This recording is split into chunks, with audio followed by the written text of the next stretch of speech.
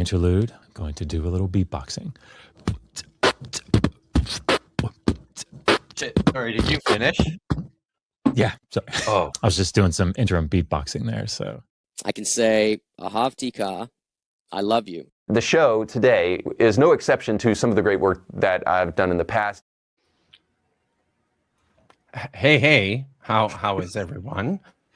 Y'all were excited for a second there, weren't you? You all were like, "Oh my God, Dr. Josh is gonna be." No, he's not. No, Yeah. he's sleeping. He's always sleeping. At this time of night. I mean, it was a goddamn miracle that he somehow managed to stay awake for well, he didn't actually manage to stay awake for a full episode of Bad Science Sunday. Did he? He fell asleep in that chair and just about fell right off of it. So anyways, hi everyone. Hello. And welcome to Budget Scripture Saturday. And look, there's Nitty and tonight we have special guests, which is like the first time I think we've ever had special guests. So please welcome Matt and Tommy, the Humanity. Howdy, everybody. So, welcome, guys. Yeah, thanks for having us. Wow. Yeah, good to have of you guys. course. I feel anxious and awkward.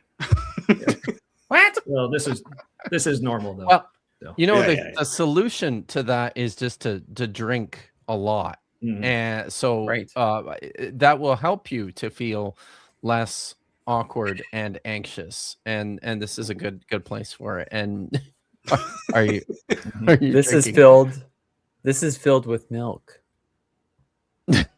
Is That's it weird. for real? Wow. Dragon's Ooh. milk. Oh, The stout. I like milk. Oh. Nice. I don't know Right. about you guys. This but- is not Clockwork Orange. This is Dragon's Milk Stout. This is Oh, I had that so last those week. watching. Yeah. I All don't right. wear a bowler hat. I don't paint my eyelid. We're good here. We're good here. Yeah. Yeah. Dragon's milk. That's good shit. So There's Eyelashes. there's But you know what I mean. people I- in the chat. Welcome Bitcores, and this is Russ also, or the governor. That's it. It's the governor and the weirdo CKA Evan, and Lil is here and demanding that I give treats to my dog as usual. Noise ending is here, and John Gooderhound is here, and Miranda Rensberger has noticed the reason why Matt and Tommy are here is because the astrophysicist trenchcoat weasels are taking the weekend off, so they are not here for the evening. Somehow we shall manage without them. This is the first time I've done a show without an astrophysicist on it, so wow. I don't know. We'll see Yeah. how this goes. Furthausen, good to see So you. you'd invite us into this chaos then, huh? Great. It's true. So I was like, well, you know, if I can't have an astrophysicist, I don't know. I need somebody. I need somebody to press the goddamn play button, and I see you guys manage to do that every Wednesday night. Yeah. That's I Tommy guess. doing that. Yep. Oh, Yeah, so we show up and immediately abdicated that responsibility to Nitty. So Okay, I can do it, I guess. That is true. And the Premium story behind that subscription. is that between the four of us, Nitty is the one who's paying his YouTube premium. My AI overlords. Yeah, overlords. That's right. Good to see the real Melly and Mind Phaser and Tilting Windmill and Claude Simeon, John Hudson, and Maya is here, and Misinterpretations is here, and Triceratops, and a whole bunch of you. So good to see you all. Thanks for showing up. Yes, the weasels are unreliable, but Tommy and Matt are very reliable. Maybe there's people here who are unfamiliar with you guys. Do you wanna tell us a little bit about who you are and and what you do. that Yeah, kind of sure. stuff? Yeah. Who's going first? I'm on top. I'll go first. I don't know. That sounded weird. Tom that's what he he likes said. being on top. So I mean, not gonna lie. So yeah, we're the Humanity. We do a weekly live stream on Wednesday nights, 8 Eastern. What is that? 5 Pacific, I think. yes, it is. How the time zone math works out. Yeah, I know, man. We're early for you, Kip. Yeah, But yeah, just getting ready to eat dinner.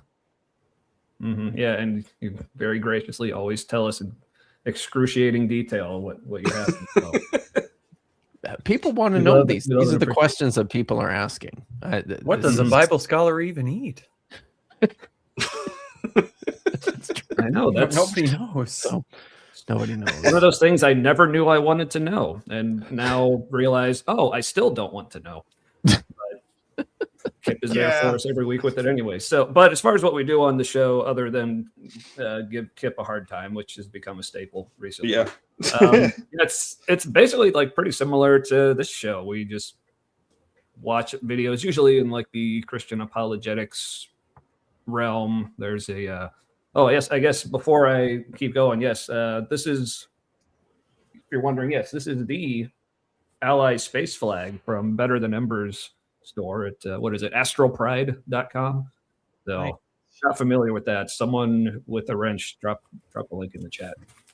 Yeah, she basically, long story short, I guess someone, I don't know if they worked for NASA or they was using NASA images to make like stripes in the pride flag, but then as soon as like the Trump administration came in, they immediately put the kibosh on that. So Ember's like, well, fuck y'all, I'm going to make them myself and sell them. And indeed she did. And there's one right there. And you can get Everyone can have one.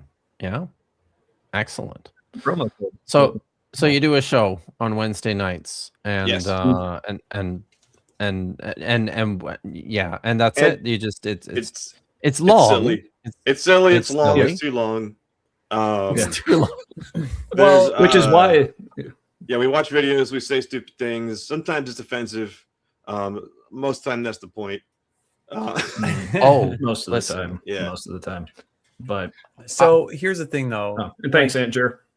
In this sphere, the atheosphere of YouTube, as I like to call her, the counter-apologetosphere, it's important to have channels like yours because many of us leaving, organized Christianity or faith systems or what have you, we want to feel acknowledged and understood in what we believe and what we don't believe anymore. And a channel like yours existing gives people a place to find that sense of community, and we can invest ourselves and you can invest in our journeys out of that religious experience, and we can look at scripture the same way that you guys do, or we can reevaluate the arguments the way that you guys do, or in our own way, and we can make each other stronger and walk through the rest of our life experience together. So that's one reason I really like you guys, and I'm glad to have you around. So,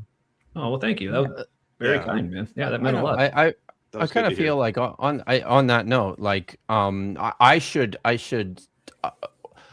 So I found the Humanity Live because of this video this stream that they broadcasted at the same time when I was going through a pretty rough, pretty sad time when I and one of my good friends kind of had a falling out, and you guys had a stream about it, and it was that's essentially how I found your channel. And I went digging around today, and I thought I would pull this up just because I think we should people could, explain something. Yeah, we should explain Matt's position here. Yes, that's true. I might have just like a day or two before that come home from the hospital after having a partial discectomy in my back. Yeah. And so I'm on pain meds and I like literally can't sit up. And so we're like, we're going to do a podcast because like somebody needs to shit on Derek. And I so also we did. love the fact, because we like I said, this is before. I mean, not that we're a huge channel by any means now, but this is like kind of really before a lot of people. I think like, there were 3 like people. B.S. Lewis. Yeah, like B.S. Lewis pointed out in the chat. Yeah, he started watching us before we were like, famous. But just we just thought we were just amused by the idea that Derek may end up watching this someday. But for people who know us, like not like part of the reason our streams are so long is, well, mostly it's because we're just having fun hanging out and we just don't want to stop. But it's also we take a while to get going. So what I just love the idea that Derek's wanting to watch this. Oh, what are these guys going to say about me? And to watch this, and if he just watches the whole thing, that means he has to sit through at least a half hour of us just discussing Matt's back surgery before we get to the meaty part. Like, so I'm just pretty the thought sure of that was us. way. You'll notice that's like way. I mean, they don't even get, you guys don't even get to secondary to the video until like what is that? Oh, geez, it's like you don't even start the video until after an hour. The first hour goes. No, I guess I should probably not be one to talk, because that's happened here before. That might happen again. Now, but speaking of like the length of the streams and where the opening clip of like you and Dr. Josh on Paul Agia's channel, I did think when you and Paul were giving each other shit about how long your live streams go, I just thought that was adorable. Oh, we have nothing. I know we have like, nothing on you guys at all. We've been doing a little better lately. We actually kept it under 4 hours a couple weeks ago. Oh yeah, I saw that. I was like, holy yeah. shit! It's Barely. not even. It's 9, and I it was very strange. Look, I think B.S. Lewis is here. I think because you guys are here. So that's true. It's not nitty, no. Well, yeah, I guess, it's also, since we're still not quite famous yet, everyone who knows us before we're famous. So, yeah, let's be serious. Yeah, y'all a bunch of hipsters. I don't know. I thought I'd play a little bit of this to give people I was a Bob's taste. Peter, who promised to go with him to the end, even unto death. Oh boy. And my mind changed, and I started believing the high priest of this cult, Caiaphas. Over the next few years, the cock crowed thrice, and I'm back where it all began. Happy birthday, Derek. Here's the thing, like, he thought that whole thing about like, and then the cock crowed thrice, and here it was back at the beginning, like, happy birthday, Derek. He probably thought, oh, that's fire. Like, what? He probably thought that was like the we had coolest. a Peter reference and a cock reference all in the same stream of consciousness. That was amazing. Also, who's he trying to appeal with this? This is where I think like a lot of the language in here is coded to get picked up by the alt-right algorithm, and it looks like maybe that has happened. Could be. And I'm really confused by the Christian terminology, like the comparison of Bob to Jesus. He's Peter. Like, are you guys starting your own cult? What's happening? Like, ooh, this is. If you had more to say, finish what you're saying, but it's something just like in my head. This is really, it's like self-aggrandizing, but self-aggrandizing via Bob. It's like, I will aggrandize Bob, but I'm his Peter, so I am also secondarily special. So I will let Bob aggrandize me. Or something. All right. So all right. So the way he's portraying Bob, that's basically his point with this whole thing, is like him and Bob are the real victims in all of this. Yes.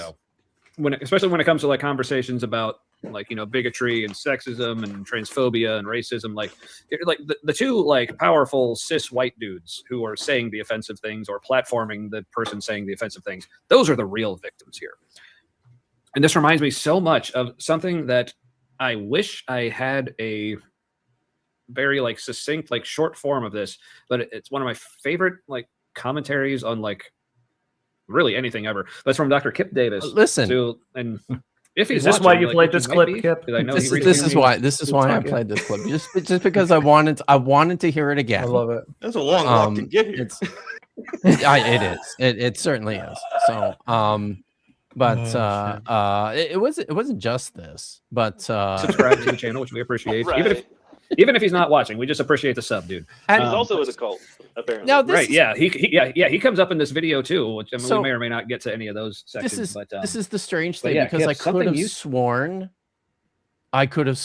that I watched this video before I subbed to you guys, and yet it was so that I don't know, right? Maybe I did. Maybe it was, yeah, who knows? But this I think this was I'm pretty sure this was the first one of yours I had seen.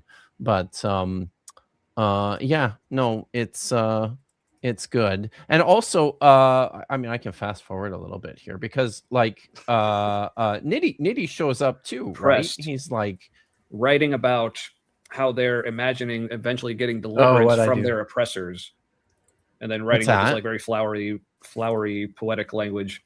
see Right. there, look, Oh. it's Nitty. Apparently, Kip's over on Dadpool. All right, well, I guess Kip, if you're watching this later, we appreciate that too. But And you are but, watching it. and also Still appreciate it. thanks Nitty for showing up. You're another person I've seen like, a little bit of your work. You're definitely someone I plan on digging into more of on the YouTubeosphere. Especially since It's apparently you still live right up the highway in Columbus. We're down here What in do you Cincy. know? So It's true. yeah. I'll let you get from all the other stuff as well. Yeah. I Oh, saw he started yes. doing I think it's a Saturday night, Very confusing. like occasional like stream with Kip that I enjoyed. Anyway, what was I say? Oh yeah, so Kip talk What's about like, this the show? Bible's apocalyptic literature being like the literature of the oppressed, talking See. about their oppressors and how they may someday overcome them. And like, but that's a problem with the way things are nowadays. Like Christians in a lot of the world are the dominant culture, but their scripture is apocalyptic literature. So they're taking this literature of the oppressed and then viewing, even though in many present cases this they are well. the oppressor, but their scripture is basically the language of the oppressed. So they're kind of internalizing that. It's like, oh, we're being oppressed by everyone. So that's why you see them kind of reacting this way. And that's I'm getting a lot of that kind of energy from Derek here, talking about like him and Bob, like being like, you know, the cis white dudes in power and like, oh, look, all these minority groups who are being offended by this stuff that we said, even though we didn't mean it that way. So what the fuck is wrong with them? Like, but yeah, I'm definitely getting a lot of those Yep. vibes. So Also, Nitty, by the way, I'm laying down because I had back surgery. Not because I'm There we go. and he's tired of all this bullshit. Yeah. That too. If I open the streams, you're always welcome. Welcome, Eon. I kind of that kind of sounds pretty epic. I'm assuming that means I'm welcome on, but I'm welcome Eon. That sounds much more. I like that. It does. All right. So So that was the beginning for me. And apparently Nitty found you guys before I did. But but that's yeah, that's Nitty's slightly cool. cooler Good than show. you. I know. Well- Most people are. You know, I'm a very old man here, just doing my Yeah. thing on YouTube. But Yeah. yeah. So, Anyways. but I was about to say, like, part of me is like, want to say, oh, super appreciate you like playing that and pointing that out. But then there's a part of me that's thinking, okay, so Kip invited us on, and he's saying, like, yeah, we know, like, this whole show is like, we'll have you on, we'll watch stupid videos and make fun of it, Mhm. like, because all the videos are crappy on here. And then the first Oh, thing and you I play is one showed of you our everything. videos. I'm like, Oh, you get it. You get it. You figured it out. Okay, that's good. okay, cool. I'm not that cruel.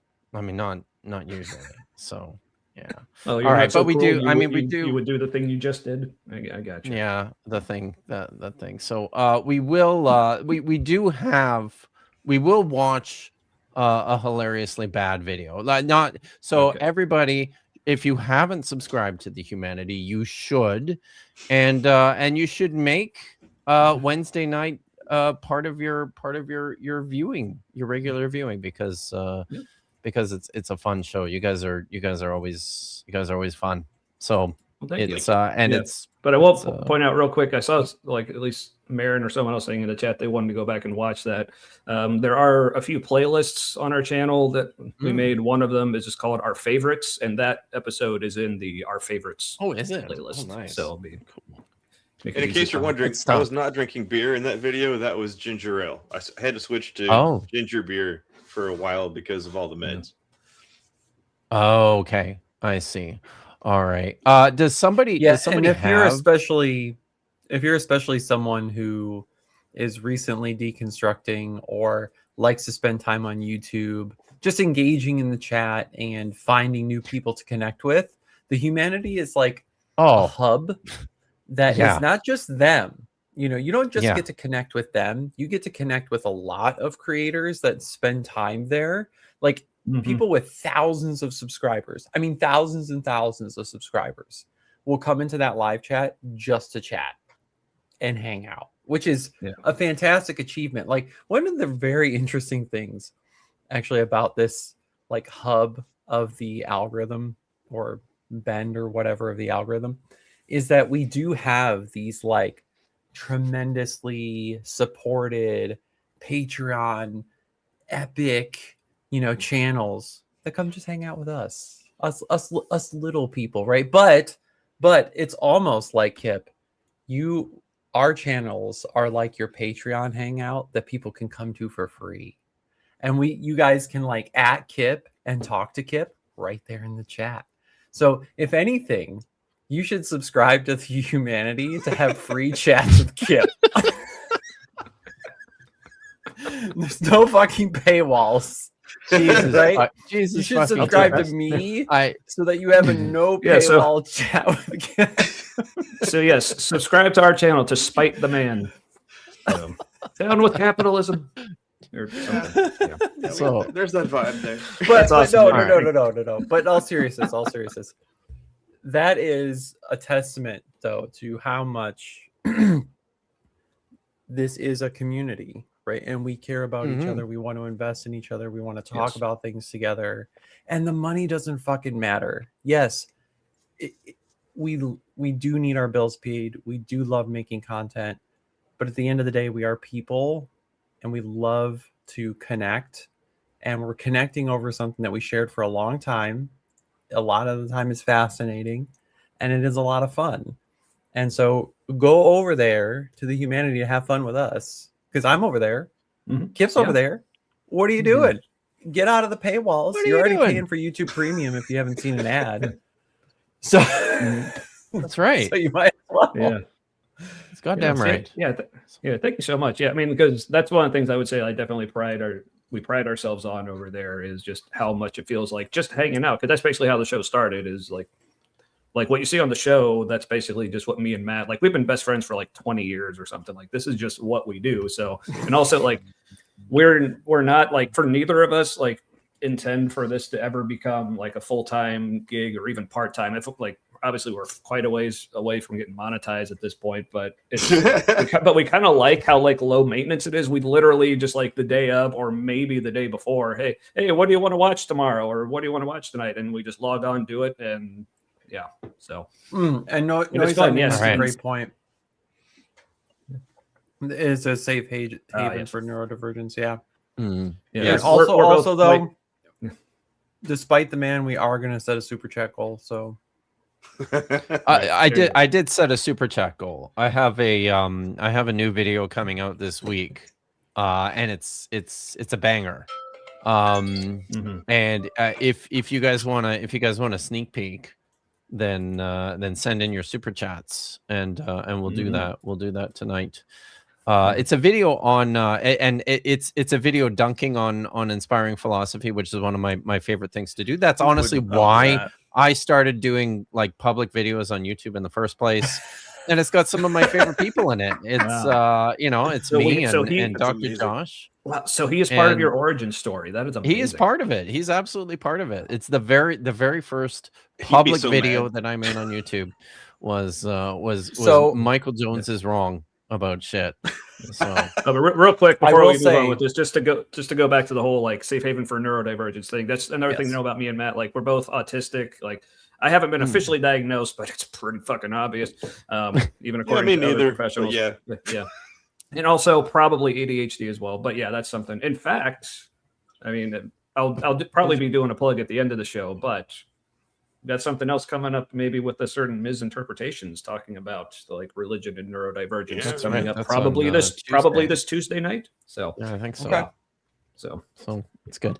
So we do have other videos to watch though. So do you have those on stage, Nitty? Or because I think you fuck. Oh, did you or don't you? No. Shit. I don't. Really? Okay. Well then Discord me that's then okay. quick. Look at that. Look at what happens when the weasels are not here. Goddamn whole God place damn it. goes to fucking hell. Well, you It's you were talking about having geez. some from the previous week too, so I did not. It's true. have that. Right. So okay, I've got it. I think I've got it. Okay, it's this one. Boy, this is let's I guess I'll have to do it. All right. We'll go over here. So the first one is let's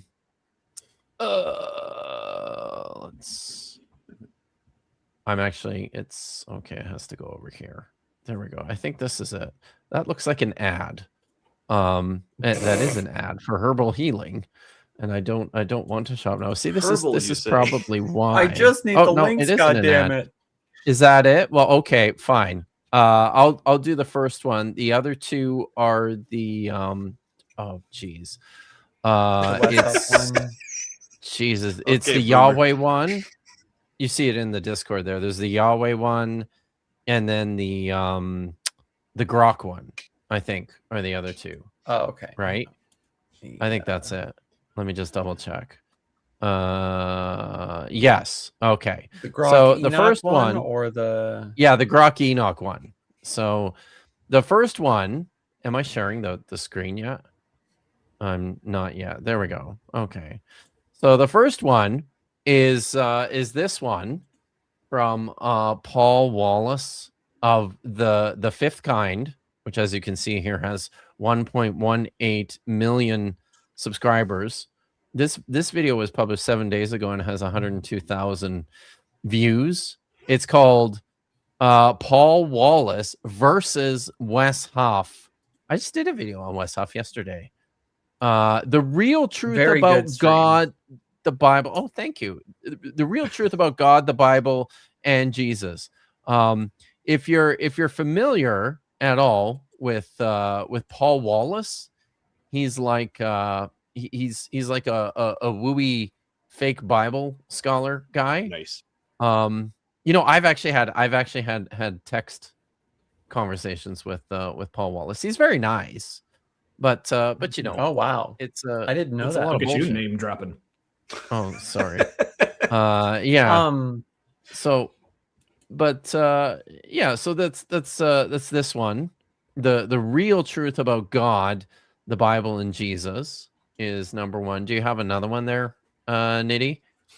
I have the scientists fed the All Book right, of this one. Enoch to Oh Grok. no, that's not. That's it. Yeah. I don't have okay. the Yahweh one yet. You don't have that one yet? Or are you still getting that one? Oh, okay. Where is it? It's oh shoot. You know what? You probably have to scroll. Let me just Ways let's back. a little Yahweh ways back. Exposed. That's it. That's the one. Oh, okay. I found it. Okay. Okay. Okay. Good. Yeah. Cool. So Yeah, okay, but yeah, that this one, is- that when he flashed So- his Scientists ass to fed the Wait a entire minute, Book of oh, Enoch yeah. to Grok.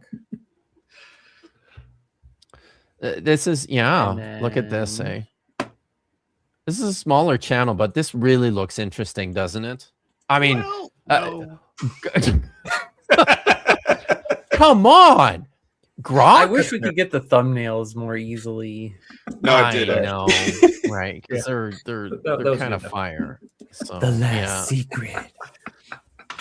So if you really want to know what the Book of Enoch is about, because somebody consulted Mecha Hitler, I think is the name, right? Then this is the video for you. And then the third one I think is Yahweh. this one. Yes.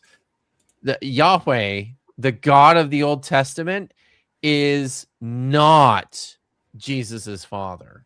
He's if a you lion. can believe it. Yes. So I've got I'm opening the poll now. So cast your votes. Vote now, vote often, and we'll let that go for a little bit. I think while we do that, we had a little bit of a we could play this. while we do that. This is one that Nitty sent me last week. That I think is worthwhile looking at. So you know, This is I'm Bible baby. This is so funny. Bible baby, and this Yeah. seriously feels like I was born in the 70s. This feels. This has This feels Canadian You could have normal. grown up television watching. If all you're over in it. chat, I might have. if you're in chat and you grew up watching Bible Baby, Yes, we please will let us super know. chat you. We will super chat you Yes. to pay for the rest of the therapy that you need. That I'm sure you haven't Indeed. gotten. I So was just thinking that same thing. So yeah, yeah, Indeed. good call. All right. So yeah. Is that What's your California PayPal? Oh, hi. Welcome. We're going to have a great time. It's going to be lots of fun. We're going to learn all about some Bible stories so and learn how to grow up in Jesus. I have a question. I can hardly wait. I have an maybe it's an insensitive question, but I have to ask this question. Is this a man in a wig? Honestly, I now I don't know. I was trying to decide which one freaked me out less. Which yeah. It looks You know like what? it really It feels like doesn't this is- matter if this is their thing. Then It doesn't matter. It doesn't. It really doesn't. But I'm. This feels like the real them, though, chat. right? We got 10 seconds and the chat's like, oh my god. Oh, you just wait. Okay, chat. so my first question, like when I first saw this, for some reason, I just had this feeling. Is that this a doll in Canadian? No, that's a California raisin. Oh, that. Oh, I'm sorry, It really chat. does. Yeah. Doesn't it though? Yeah, but I maybe I should just press play. Keep Honestly, playing. Yep. Mm. that is I brought all my puppets with me and all my toys, and Mom and Dad let me set them up in the living room. So from our home to yours, welcome. Come on, let's have some fun. Is there anyone out there that was ever a fat baby? Holy! There's one honest one. Mommy said, Jelly Bean, you have to eat the right kind of food. You're just a fat little baby. He wants his bottle and they don't mean maybe. Pinky, Wait, is it okay if that I might is- be a this is- dude because it said they said he. Did I hear that right? oh, Maybe. This became maybe. this became a horror film. No, it's found when they footage, slowly guys. turned left. I think it did. It really So- did. I'm just afraid I just don't have the capacity to be as drunk as I probably should be while watching this. So keep I'm drinking, very dude. scared right now. Seriously, It makes it more I- dangerous. I But think. it just Don't let feels it like in. a fool's errand. Like I know it's just not going to be enough. I'm having spiritual warfare flashbacks. Don't let it in. This is the person. Oh. Christian National Saint Drag. That puppet does not look safe. Look at that expression. Oh, just wait. It also looks like he This does is not think so- he is safe right now. Yeah. you can totally date this video because there was the woman on TV with lamb chop and that was Yeah. like the 1970s Shirley and or 90s, something. Yeah. right? And yeah, This is and a that song was just that never ends. yeah, yes. Damn it, So Nitty. I think that's the era here. But, show him what I do to you? Is Pinky gonna move? No, don't show us what you do. To him. No. And neither will the rest of my puppets. They Yeah, I can't was gonna move say, like, without pause me. it real And it's quickly. the same. That was like one of the most disturbing parts. It's like, you want me to show what I Go do? I back. was like, Yeah, no, go back just a no. few we have to seconds go before that. back. We have to go Just back a few to seconds this. before that. Yeah. Okay. That's so fucking horrifying. Is Pinky gonna move? No. And neither will the rest of my puppets. They can't move without me. And it's the same way it is with Jesus Christ in my life. You know, if you would have been caught by Wow. That really seems like they keep people locked in their basement and call them puppets. Like, are my puppets gonna move? No, they're not. Not without stuck me. in my prison. Yeah. Boy. And Wow. also, like, people who are familiar with our channel, I'm definitely thinking of our old buddy Clint, the whole like, just making that way. Animated by the spirit. There's that puppet bent over the crib. That would and. Ask a Calvinist. Just another Tuesday. Yep. I grew up a Calvinist, so I know what that's like. Unfortunately. Wow. Yeah. What next? Plus the got more. Disciples, you could have ended up in the frying pan. Ah! When the voice on this side says, "Oh, go ahead and take drugs. Go ahead and drink. Go ahead and smoke." That's the spiritual battle, and it goes on every day. Listen. Wow. So wait. Also, and I saw the intended audience kids, and it's like, go ahead, get drugs. Go ahead, get drugs. Go ahead, get drugs. Like you're putting it in the child's mind. There are these things called drugs. Yeah. Notice I just want a clip of just that. Like, go ahead and get drugs. Go ahead and get drugs. Notice the giant baby's working through some shit. She didn't do the go ahead and take drugs. No, don't. She just went, go ahead and take drugs. Yeah, this is just what it's like in your brain. So it's like, this is me every morning. Like, also, I noticed someone in the comments on this original video pointed out or asked, "Is that a Mr. T puppet?" Yes, on the it left is. there. I'm quite. So I believe it is, and I think the other one is Princess Leia. I think. But let's find out.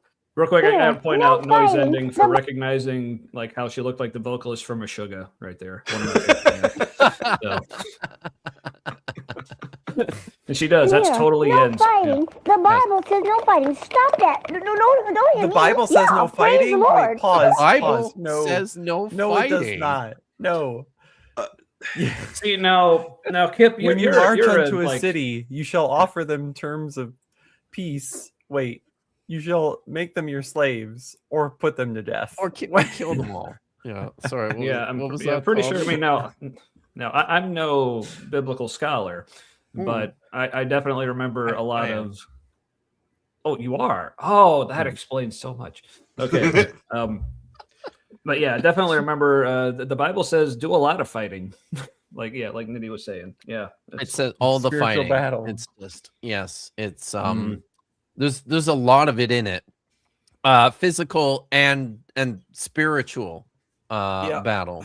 It's all in there. Yeah, I love how but even Paul's like, but our battle is not against flesh and blood, unless they don't tithe, and then Peter can strike them dead. Yeah. But that's I feel like Don't you me? Yeah, praise the Lord. Thanks, boxers. Fat. Holy cow! There's a lot of self-hatred going on. Fat little baby. Oh yeah. But that's all, folks. well. Isn't that fun? No. That was something. Was that fun, guys? Well, thanks for ensuring I won't. Thanks for ensuring that I won't sleep for a week. With the right soundtrack, that whole thing would be horrifying. Yes. You yeah. You were a child who watched that for 30 minutes talking about Jesus, and that's all. Oh, that terrifying laughter from all the like. Oh fuck! Somebody filmed that. Yeah, I will PayPal Somebody anyone did. who can tell me Someone they wrote watched that that? as a child. Yeah. If you are Yeah, that's actually what the and Cenobites congratulations play for people getting inside their dimension. Someone said, "Are you a Cenobite?" And then that's what you play. That's what you play, people. Actually, Hellraiser 4 that's gonna come out is actually it's just all her. Like Pinhead walks up to That's it. her and says, "You are the Grand Master of torture. Thank you." Well, And she just like pinches his cheeks, like fat little baby.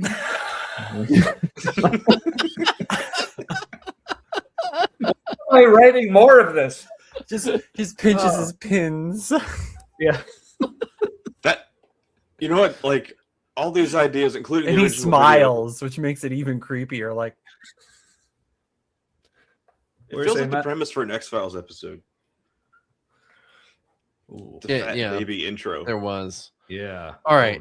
I've got a couple of super somebody chats. on the vertical asked, "Did the apostles of Jesus agree with Paul?" It depends on who you ask. So I'm a former Christian, and I'm gonna steel man like every position that I see questioned or come in. So you're welcome.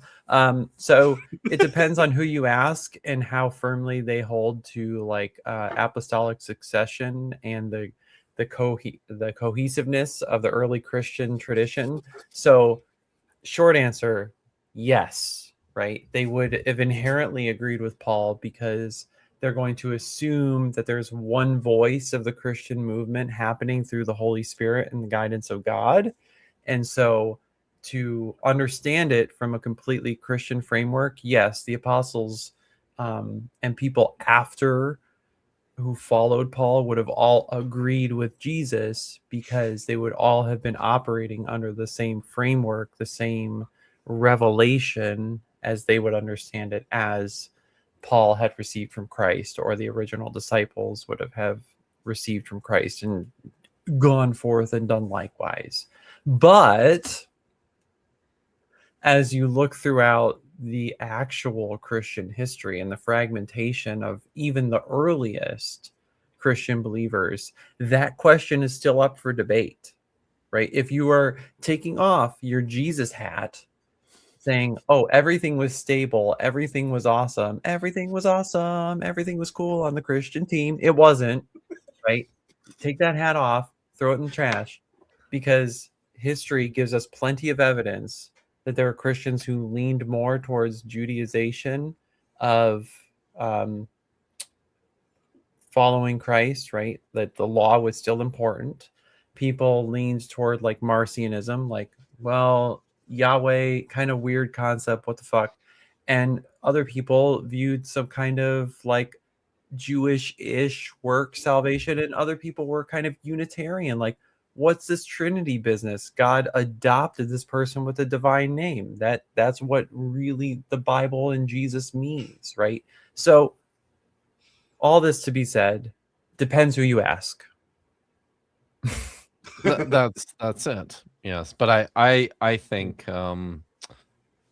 I continue to maintain the sensible way to read the New Testament and to set that against a proper historical backdrop is to see that that Paul was indeed at odds with much of the rest of the early church, certainly the Jerusalem church. So yeah, see, I thought you were going to read it as on a unicycle.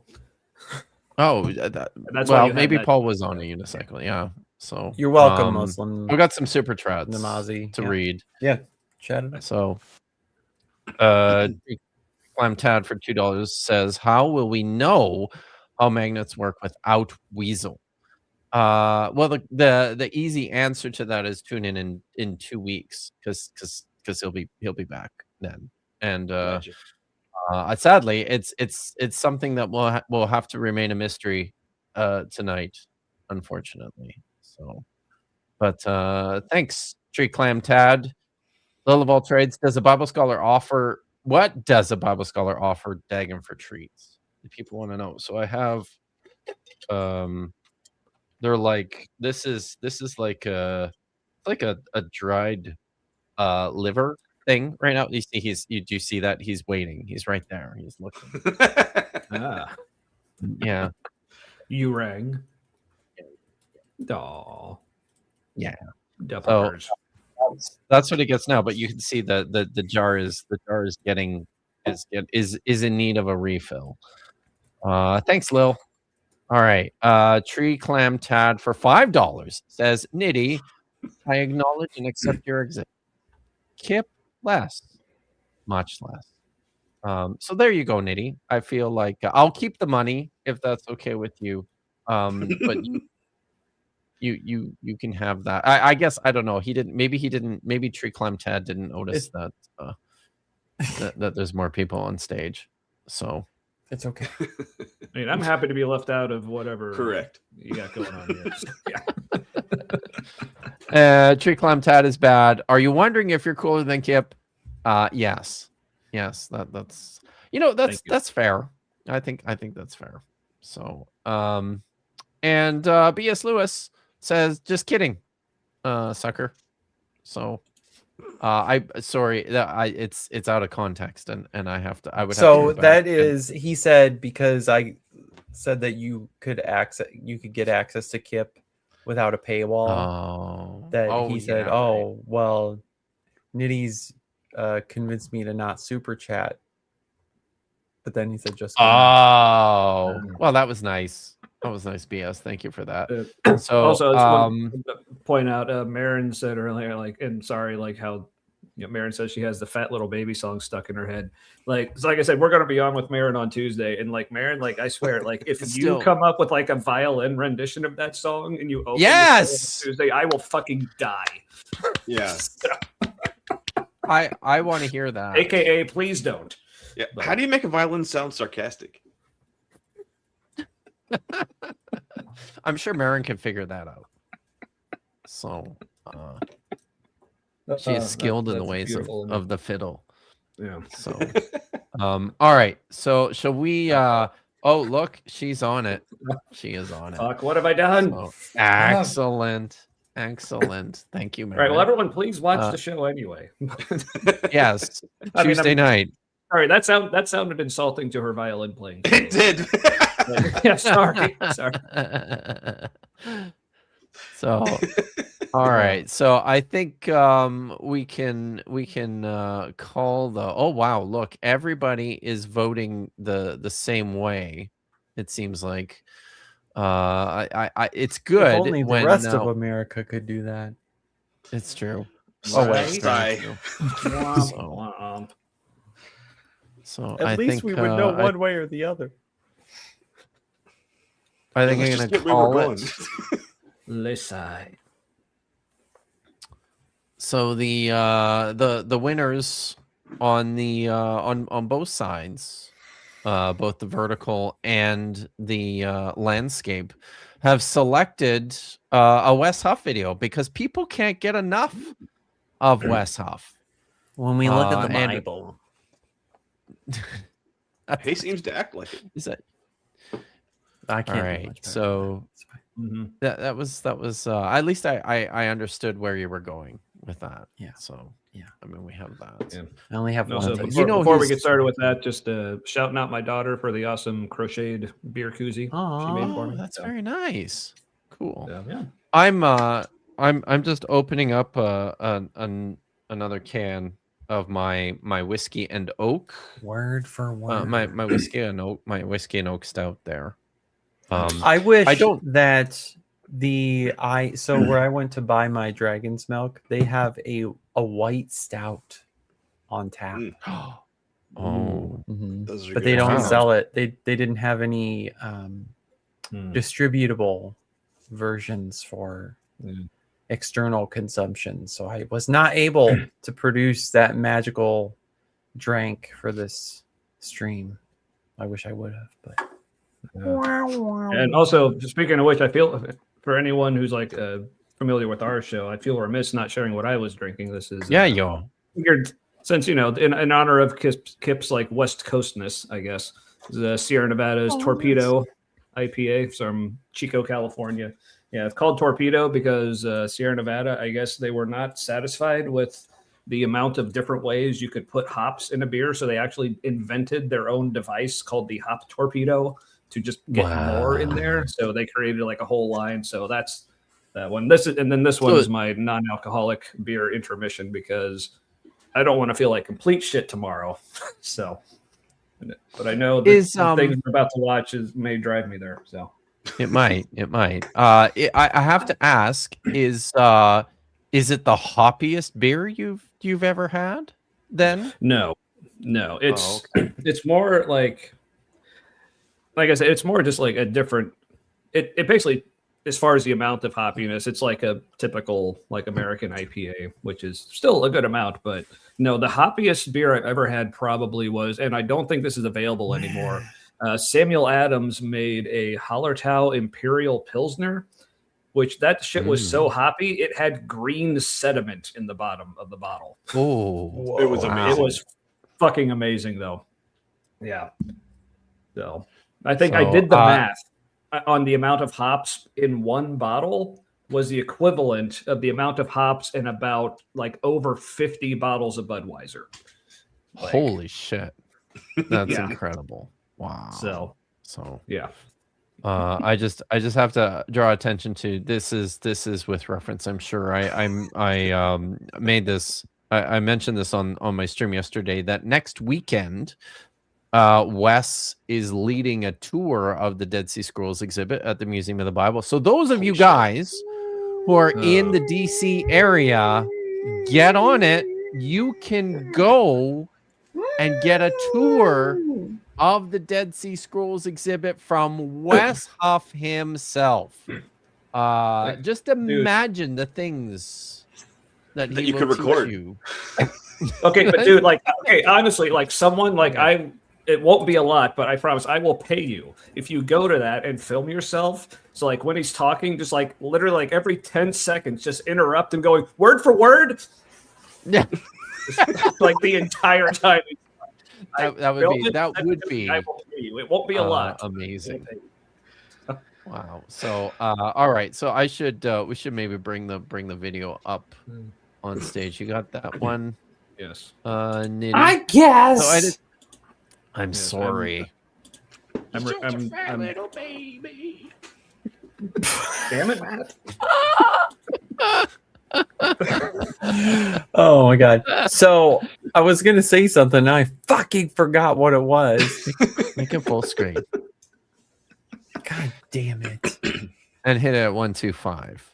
ADHD is contagious. I already did. I was just about ready to say I'm ready to regret No, my I'm life not gonna decisions in the morning, so click let's go. play until I remember what I was gonna say. Okay. Now we're in trouble. Oh, story time. Nitty story time. Ooh. Yeah. Well, then. Okay. So we know how it's done. Sometimes I work remotely, and this past week I did need to work remotely to get my car oil change done. And I went back to a Panera that I used to go to when I did my "It's best to be an atheist" sign. Let's talk. Because Ohio has become increasingly Christo-fascist. I mean, butthurt Christians. I mean, sensitive to the idea of talking to an atheist in public just because they solicit that conversation. Anyway, I can't do that there anymore. But there's a group of guys that at this Panera, they're the elderly gentlemen that like have to have their Christian men hang out there, like in a large nebulous bubble as they have their bagels and their scones and their coffee, and they're very loudly talking about politics, Christianity, religion, and the future of the country. And so as their conversation is winding down, and I'm trying not to eavesdrop too much, I finally just turn my headphones off because they actually start talking about the Dead Sea Scrolls. And yeah. I couldn't help myself. So word for word. Wow.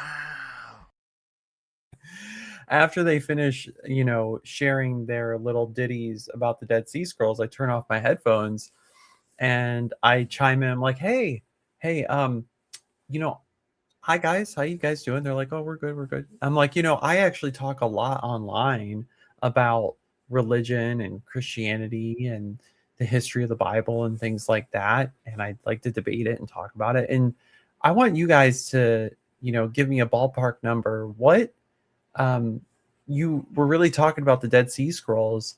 What percentage of the Dead Sea Scrolls do you think are what we call the Bible? And like a couple of guys just like looked at me. One of them was like, 80%, most of it. I mean, even maybe all of it. And I'm like, are you sure? Are you sure like the Dead Sea Scrolls are mostly like what we call the Bible? They're like, oh yeah, we have like the Isaiah scroll, like all of it. And it's like amazing, like how preserved it is. And I'm like, you're right. It is a great testament to like textual, traditional stability in one sense, but it's actually only like 30%. That the majority of what we found in Dead Sea Scrolls is actually not the Bible. So I really want you to go check out, like, and look, like, were the Dead Sea Scrolls mostly what we call the Bible today? And they just kind of stared at me. We're like, nuh-uh. And so here's the thing, right? The Dead Sea Scrolls narrative is at churches as if the discovery of the scrolls in the Qumran caves are like the Excalibur sword to vindicate the kingdom of Christianity. Like it was pulled stone to reveal like we are the force, we are the power from God. And no, it's not West Huff's sword. Okay, it's not. And it's a part of history, but it's pitched in churches as if it's this magical weapon to defeat the skeptics, to validate the truth of the Bible. And it's just not that. And then when you put the real data in their face, and they think you're lying, right? They're like, well, I've been sold this as if this is a fantastic piece of evidence for the stability and trustworthiness of my tradition. And then when I throw that out there to these elderly gentlemen, they were not pleased. It was uncomfortable. Right? They still gave me a free orange scone afterwards, but there you go. Story time. Story time over. Wow. Worth it. Thanks, Nitty. Awesome. So I was going to. I did tell them this one. that I do a show with a Dead Sea Scroll scholar. That I actually hang out with someone who looked at the scroll. And they're like, no, touch them too, but don't tell anyone. So you're not allowed to do that. So I did want to highlight this comment from DH Personal, who said, I worked at the museum with the museum IT team for a year before COVID hit, and I got laid off. The curation team had such big hopes for the museum, but kept getting sidelined for the dumbest exhibits. And that is true. Fun fact: when COVID hit, literally, the day that they closed the border between the U.S. and Canada, it was like 2 days after that stupid fucking idiot basketball player like touched all the microphones and then got COVID. Do you guys remember that? It was like just days after that, and they closed the border. I was in DC at the Museum of the Bible, participating in a in like a mini, I don't know, it was like it was like a press event for the Dead Sea Scrolls are fakes reveal.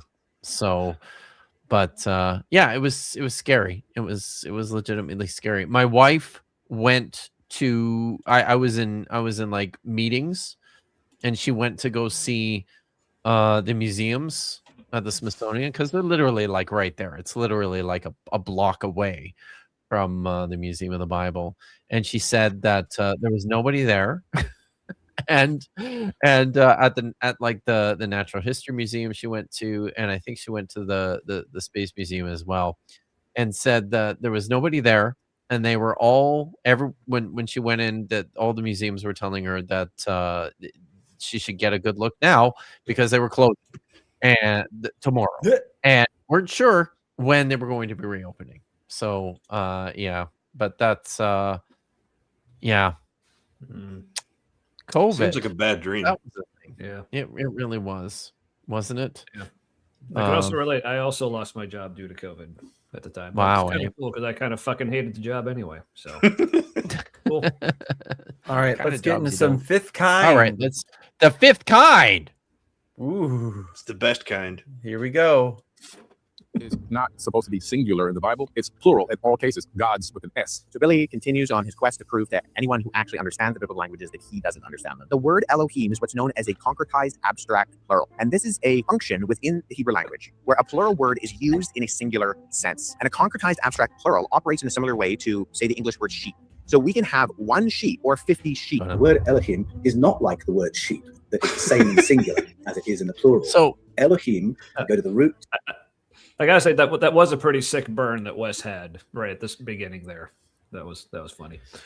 But, The concretized plural thing. So, but like how doesn't Billy's on a quest to prove to everyone who understands the biblical languages that he doesn't understand. It's true. Like, that was It's true. okay. That- Gotta give him yes, props. that was is a very pretty sick burn. McClellan. It's of only Wes. going to go downhill Yeah. from here. So here's the thing, though. While that might, let's say that that's possibly true of the word Elohim, right? Doesn't context immediately dick stomp that point? Like, just because,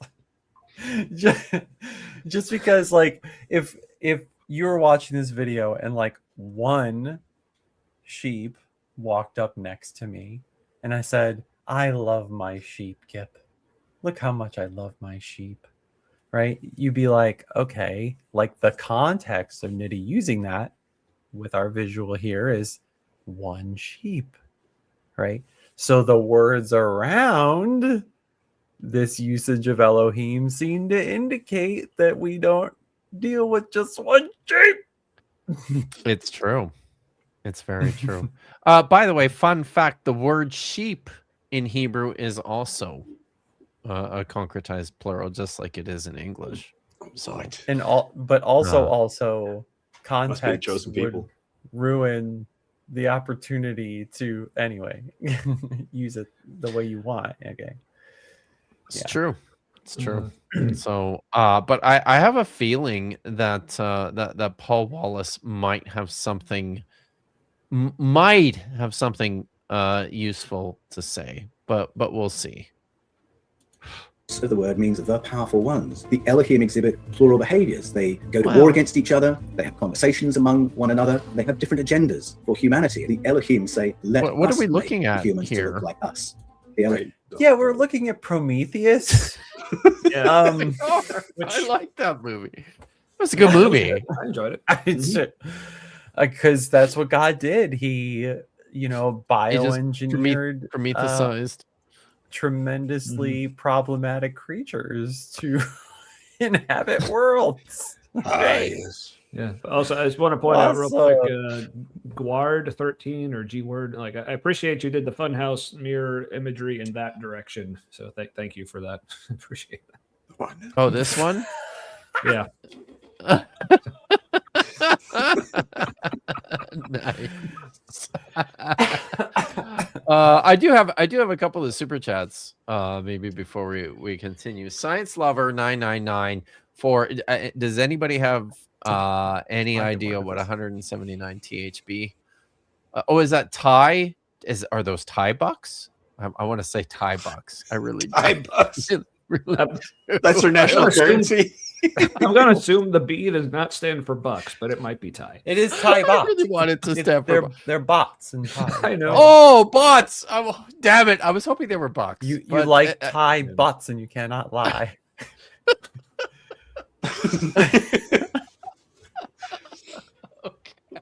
All right.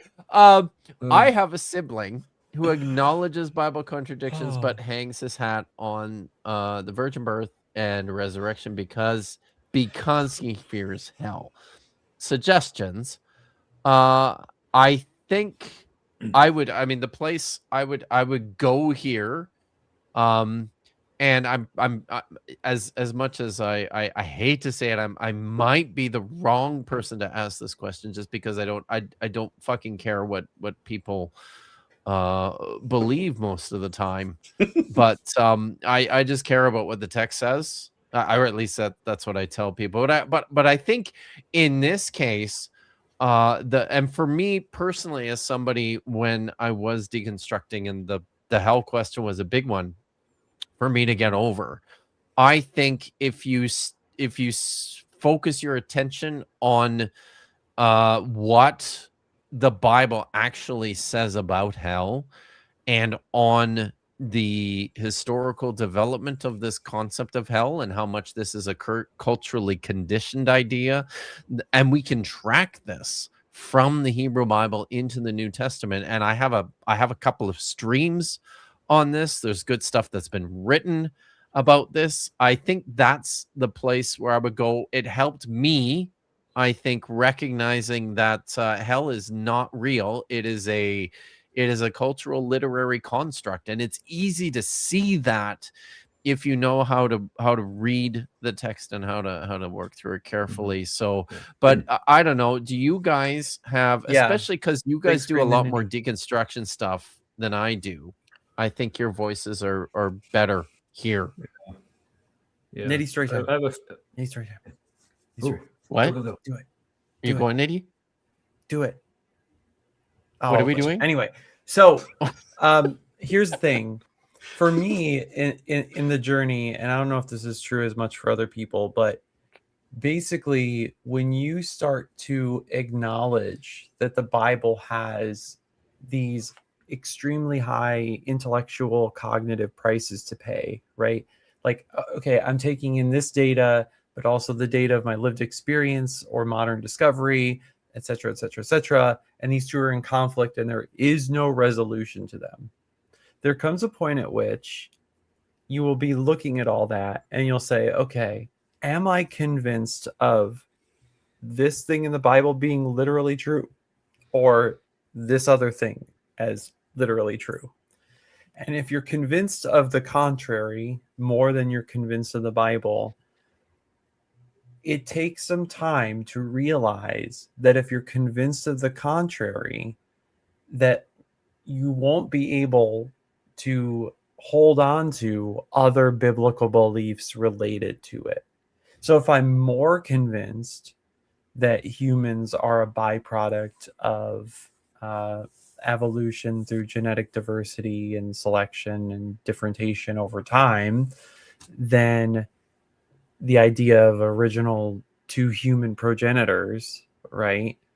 Okay, then what implications does that have that down the line, right? Okay, so I don't believe in a literal Adam and Eve anymore. I'm not as convinced that's true. Well, then that messes with the idea of the atonement itself, like how Christ works. If there wasn't one original man, then the atonement doesn't really work, right? So something about the Bible becomes more fundamentally disconnected from reality as I understand it.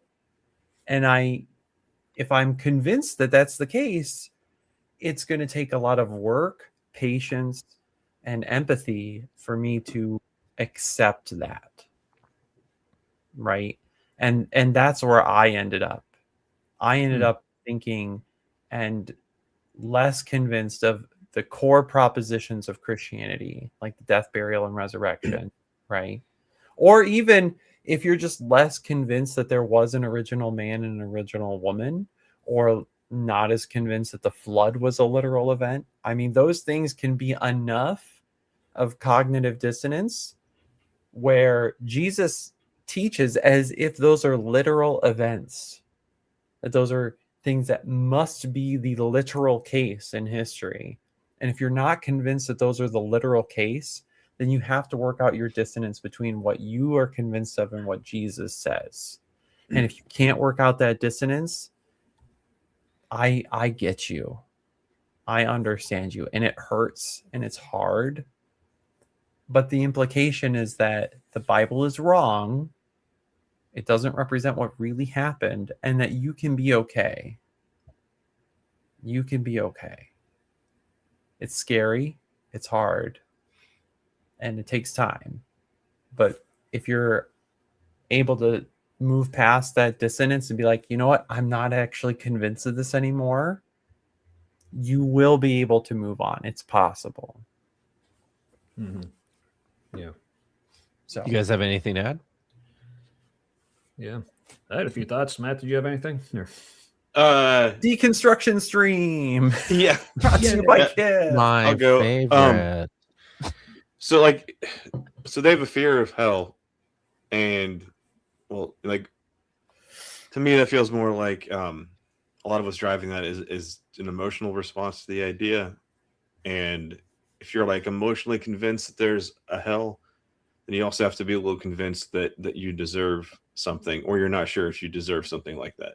Like you don't know if you're good enough or safe here and now. So something that can also help, I think, is if you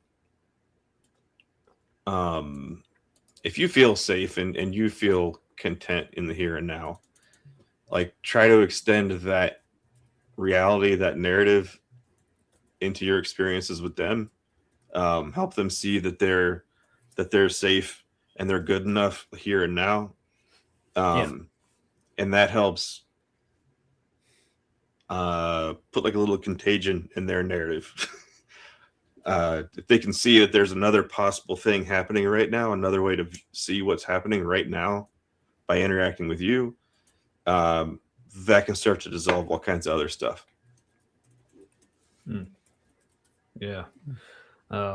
Yeah, my thoughts on this are basically, first of all, if someone is still, if this is an idea they're struggling with it, but they're still, for whether it's that reason or other reason, still committed to being Christians. I mean, this is something that I actually went through in my whole deconstruction. Like before I completely deconverted, I had actually become a Christian Universalist. So one, just knowing that like that is another option. Like That's an option. Yeah, Absolutely. and this is and this isn't just some like new like modern thing. This is a thing that goes all this the way is back an through historical. the entire, Yes. Yeah, it was one of the very early like teachings on like the afterlife and hell and everything. So, but as far as like modern people, you can look at some people I was a real big fan of, people like Richard Rohr, R-O-H-R, and David Bentley Hart had a pretty good book about it, about Christian Universalism. But then beyond that, like these are some of the things that like kind of work for me. Just again being like autistic, and part of what that means for me is a lot of times being very like black and white, just very factual. Well, if this, then this. Like just looking at it is like, well, has anyone been able to actually prove to you that hell exists? Like, do we have any evidence whatsoever that hell is even a thing? Like, but then also look at like hells of other religions. Like, are you afraid of the Muslim hell? Like, are you afraid of Tartarus? Are you afraid of Helheim from Norse mythologies? Like, I'm assuming probably not. So, okay, why do you not think those places are real? So you can probably apply that same reasoning to the Christian version of hell. So, Spiritual Witnesses is also a great like mini documentary to open people's eyes to people in other religions having the same kinds of like spiritual awakenings and epiphanies that Christians have. It's only like 5 minutes long, but like you watch people talk about their salvation stories, their testimonies, and all a bunch of different religions, and you realize it's the same experience with different words. Same thing. Yeah. Yeah, that's interesting. Yeah, what was it? What was that called again, Matt? I think it's called Spiritual Witnesses. Spiritual Awakening. Spiritual Witnesses. Okay. Yeah. Cool. I'll Look it up. real fast. Look it up, chat. I did want to touch on this because I'm the text nerd here. So this is a myth. The Valley of Hinnom, which was, yes, this is true. The Valley of Hinnom was integral to the development of the Christian idea of hell through Judaism. But the Valley of Hinnom is not the place where they would burn their trash. This is unfounded. More likely, this is the place where after like during the exile of during the siege of Jerusalem in 586 BCE, it seems more likely that this is the place where they tossed all the dead bodies and burned those from the people who were dying inside the city. And then, when the Babylonians came and attacked the city and killed a whole bunch of people, that's where they threw all the dead bodies and burned them. So I think that's more likely where this imagery and this idea came from. I've got real fast. I think I have the wrong name for that thing because I just looked it up and it's something very different. Oh, okay. So never mind. Oh, all right. Okay. Do you have the right name for it? I don't. Or you just I don't find it? misremembered. Okay. I won't be All able right. to get it right now. It's stuck somewhere. Oh dear. Oh wow. Maybe we'll talk about it this week on our show. Maybe. Hey, there you go. Tune in. There you go. That's Before you very press play, clever, I've got Matt. one more. I got one more from the governor. Miss me and with another that. one, too. I'm old shit. I was 72 last Saturday. So, happy birthday. Yeah. And Jesus, 72. Wow. Yeah, and many more. All right. And We many love more. you. We all do. By the way, we have if you guys want Another to see super a chat sneak from peek, Science Lover. No. Oh, yeah. is there? So that. Oh yeah, okay. Guys, thanks for the feedback. I think the Hell origin story is the way to go. Didn't mean to hijack your There you stream. go. I listen. No, it's all good. It's very good. This panel is, I mean, people of varying deconstructive backgrounds, right? And so asking that question, you'll get a gamut of response. So, and by the way, to someone in the chat, this is just the time and place, right? Someone asked a question about deconstruction or the truthiness of Christianity. We're going to talk about it in our own authentic way, about how we dealt with whether or not you should still believe it, or what it's like to still believe it, or how to handle not believing it, or engage with other people who do believe it. Like, read the room. Yeah. Like, right. You can still be a decent person and believe this shit. Like, it's fine. Like, we're not gonna totally rail on you. Yeah. Usually, Unless you if make you're a us. bigot and an asshole in the chat, then maybe we will. But Oh yeah. We all have our, We have, our lives. we have mods who look after that shit. Yeah. So Yeah. yeah. And because for the record, I've still got plenty of friends and family who are still Christian, my including own kids. family. Like my entire family. So yeah, we get Most of along my because friends still. I get along with people who aren't assholes. Beyond that, it's just what we believe. It's just fun discussion at that point. All right, chat says press the play button. Okay, press the goddamn play button. Elohim say we don't want the humans to be too much like one of us. In Genesis 11, you've got the Elohim saying, let us go down and confuse the languages. Where it gets confusing is that a later writer who knows the holy name of Yahweh has imported that name into earlier Elohim texts. There is no question that Elohim is in plural, and that the Elohim plural stories parallel the Anunnaki plural.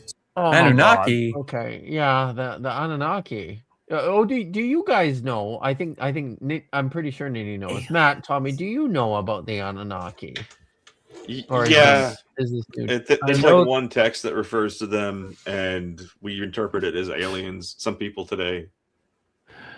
So these are this is from the myth of Atrahasis, the Babylonian Sumerian flood myth.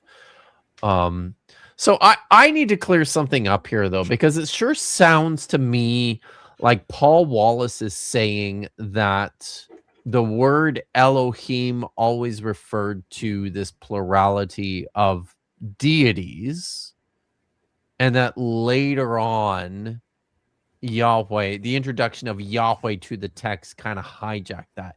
That's what I heard. Is that what you guys heard? Or am I drinking Anunnaki? Okay. Until and then he lost me. All right. But that's I'm not alone in hearing that, am I? Did you guys hear that too? Yeah, I heard, yeah. Okay. So that's wrong. Like the word Elohim is indeed plural in form, like in Hebrew it's a plural noun, but it most of the time it just doesn't function like a plural noun. And the reason we know that is because in Hebrew, unlike in English, because the verbs are different, but in Hebrew, when you have a verb, it has to match the subject in person, gender, and number. So, if it's a group of people doing a thing, it has to be a plural verb. So most of the verbs that are attached to this word Elohim, which is a plural word, are singular. And the reason for that is because at the point in time when the texts were written or collected or what have you, this word Elohim, even though I believe, yes, he's partly correct that this originally was just a reference term for like the council of gods, this council of deities who would make decisions on high. By the time the texts were written, it's basically just a word used to indicate any divine being. Like there are other divine beings in the biblical text who are identified as Elohim besides Yahweh. Famously, in 1 Samuel, I think all of us know this story, right? Saul goes to he goes to see the Witch of Endor. I think it's fucking cool, by the way. Witch of Endor.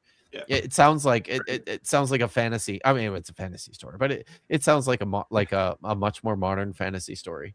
So Endor, wasn't that was a moon that was in Star Wars 2, wasn't it? Yeah, that was the Ewoks home planet. That's right. That was the Ewok. Ewoks. So, yeah. So, and one of the Ewoks was the witch. So I always imagined this woman just being an Ewok. Yeah. Of course. So, but we all know this story. When she sees Samuel come up out of the ground, by the way, when she summons the dead Samuel, he comes up out of the ground. The first thing she says is that he's an Elohim. He's a god. He's not actually a god, but like a divine being. Like there's a whole anthropology is the wrong word here, but there's a whole gamut of divine beings in the text, and Yahweh is just one of them. So sorry, this stuff it pisses me off when people do this shit and get things wrong about the Bible on the internet. It just goddamn. And with that, look who's here. Hey, Kelly. Kelly, the great atheist queen, is here. Thanks, Yay, Kelly. Thanks, Kelly. So, yeah, all right. We were actually on also- with her a couple weekends ago, which was a lot of yeah, you were. Yeah, it's great. Ready? So, yeah. Do you believe that there is a hell and heaven as we sort of typically understand it? Oh, a place that is great to go God, to after we die, and this a place that guy. is very hot. I think it's more so that you will experience the full weight of the separation Pause from it- God's pause it goodness. for a Not necessarily second. separation from Did you guys? Are you guys familiar with Diary of a CEO? Yes. No. I only Liddy's not. saw the one episode he did with Alex O'Connor And Greg Koukl. and the was other a- guy. Oh no. Yeah. Yeah. So It's Matt, you're more familiar with this? It's occasionally insightful, but the conceit of the show is that all these people have something meaningful to say for a few hours. God damn. And they often do not. So that would be why Wes Huff was on it. So you get some chunks of no. like goodness, like some wisdom here and there. Now and then they'll have an awesome expert in philosophy or something, which is always great. But yeah, right. Everybody else so is Jesus. fucking dick. Everybody else sucks. So Wes Huff is a PhD student at the University of Toronto, more appropriately at Tyndale College, located on the University of Toronto.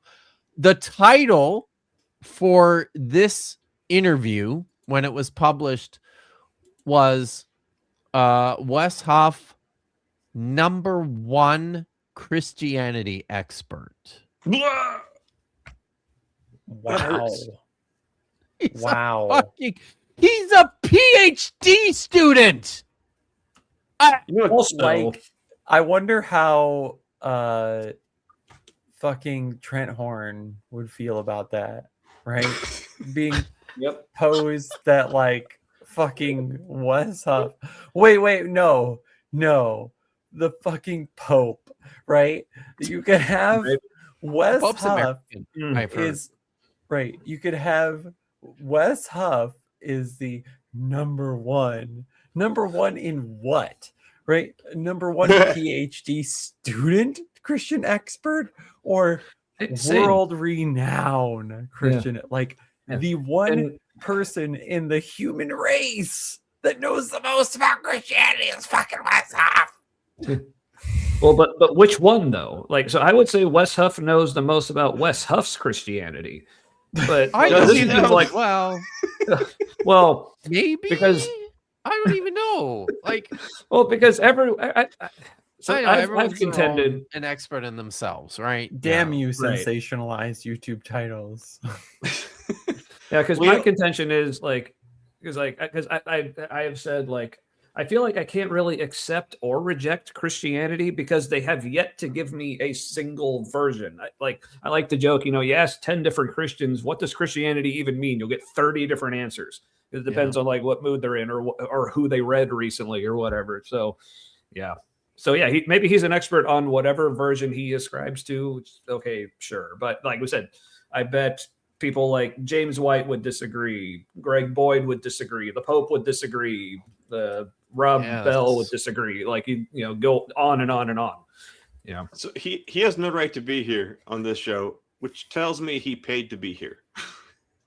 No. I don't know. Like honestly, like I think there is a general I don't know it probably been drinking too much, but the word that comes to mind is that he's in the zeitgeist, right? Like Wes Huff has I won't say legitimately, but he is out there and getting attention. And so you think CEOs are like, Wes Huff is my guy, he's my guru?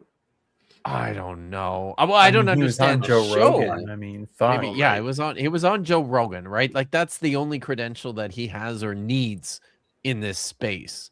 It seems. Yeah, and he made Joe go, wow. So, oh, sorry. I'm slow on this. Is Wes word Huff for word? Wow. Is Wes Huff going to become the Neil deGrasse Tyson of Christianity? Yeah. Like where it's like because of that hype stardom moment, it's just like the person you reach for your hot takes. Well, at least Neil deGrasse Tyson has an actual fucking PhD. That helps. It does. Yeah. But also, like Marin, like I gotta point out that Marin is shouting out Starburst jelly beans, which is like one of the best Easter candies of all time. Yeah, they're very good. I would like more flavors, but they're very good. Yeah, I'm like we those, the I think Reese's eggs. God's punishment and his wrath are going to be felt there.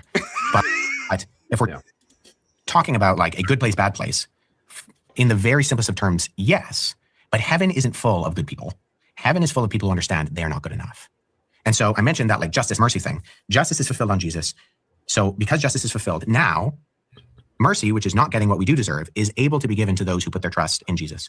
So if I don't believe in Jesus, I don't believe in does, the Bible, does anyone remember what his original question was?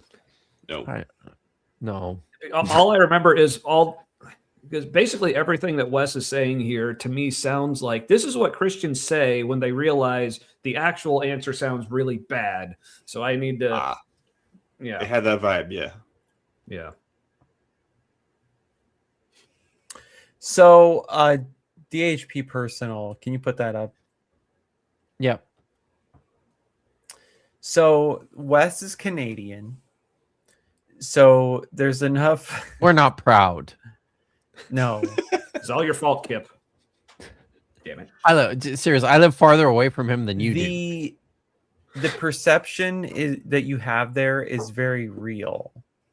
And I feel it too. I think the same thing too. Yes. I've called this out on my channel before.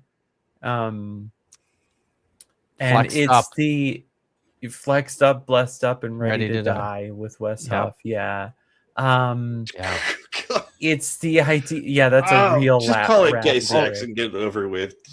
Anyway, so like, just like the barely hidden, the macho righteous deliverer aesthetic, the savior man, the macho man, the the divine protector of the family, the head of the body or whatever, idealized masculine way to follow God is a very American thing. And Wes, whether he knows it or acknowledges it or not, contributes a great deal to that through their online presence.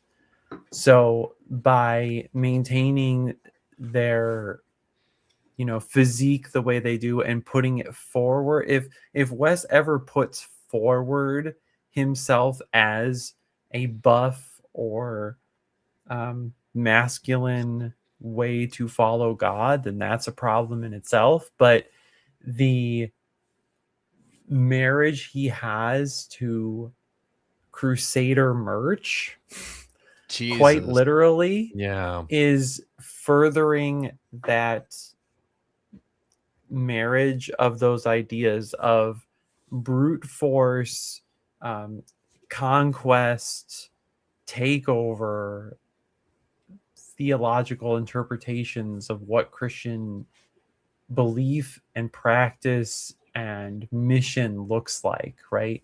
So by associating yourself with merch of a sword to a crusader and saying this is important for Christian identity, then you're tying your message to this force doctrine or this theological imposition of your divine will upon others.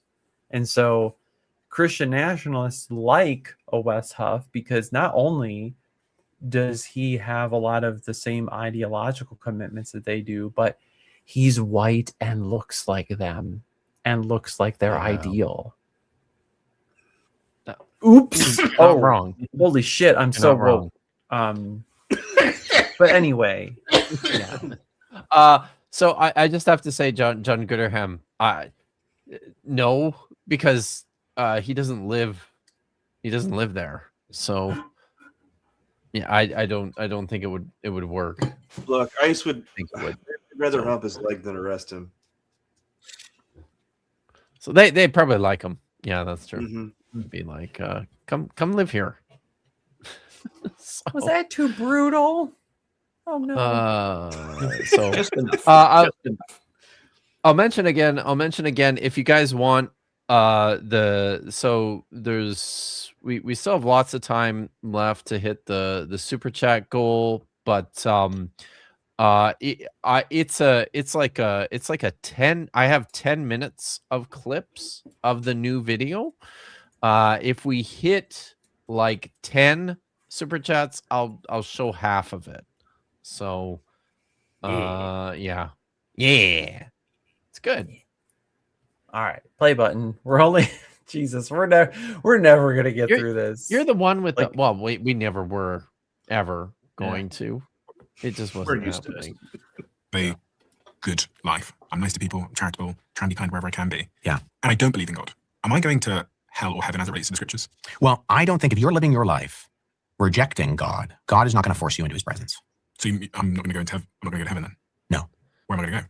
Well, you would go to hell. And what is that place like according to the scripture? Give me a depiction in my mind of what hell might be like for me. Yeah, I mean, it's not a good place. It's not a nice place. If you have any Christianity in your background, you may know the verse I'm about to quote. Trust in Yahweh with all your heart and lean not on your own understanding, but in all your ways defer to him, and he will direct your paths. Now, you may know a different translation of that. Trust in the Lord with all your heart, in all your ways acknowledge him. And it was very often quoted as the bedrock of humble Christian spirituality. Lean not on your own understanding. Trust in Yahweh with all your heart. What does it mean not to lean on your own understanding? It means not to think for yourself. It means not to trust your own mind. His picture He's frame not behind wrong. his head is crooked and it's driving me fucking nuts. Anyway. Religious authority is telling you something else. But it took me a long time to realize that this verse trotted out as a bedrock of humility and spirituality was, in fact, a device in a web of thought control used by institutional Christianity through the generations to empower those who teach and disempower the flock. So I don't think that's actually purposeful. Very cynical view. It is a very cynical view. So there's a couple things I actually want to say about that. So in Christian belief, and this cuts both ways for both whatever he's going to say about scripture and what Wes would say about scripture, is that the idea that there is a fundamental corruption at the very nature of human beings after the fall, which usually comes with the consequence of believing that any possible thing you could perceive could be incorrect. So think about that for a second.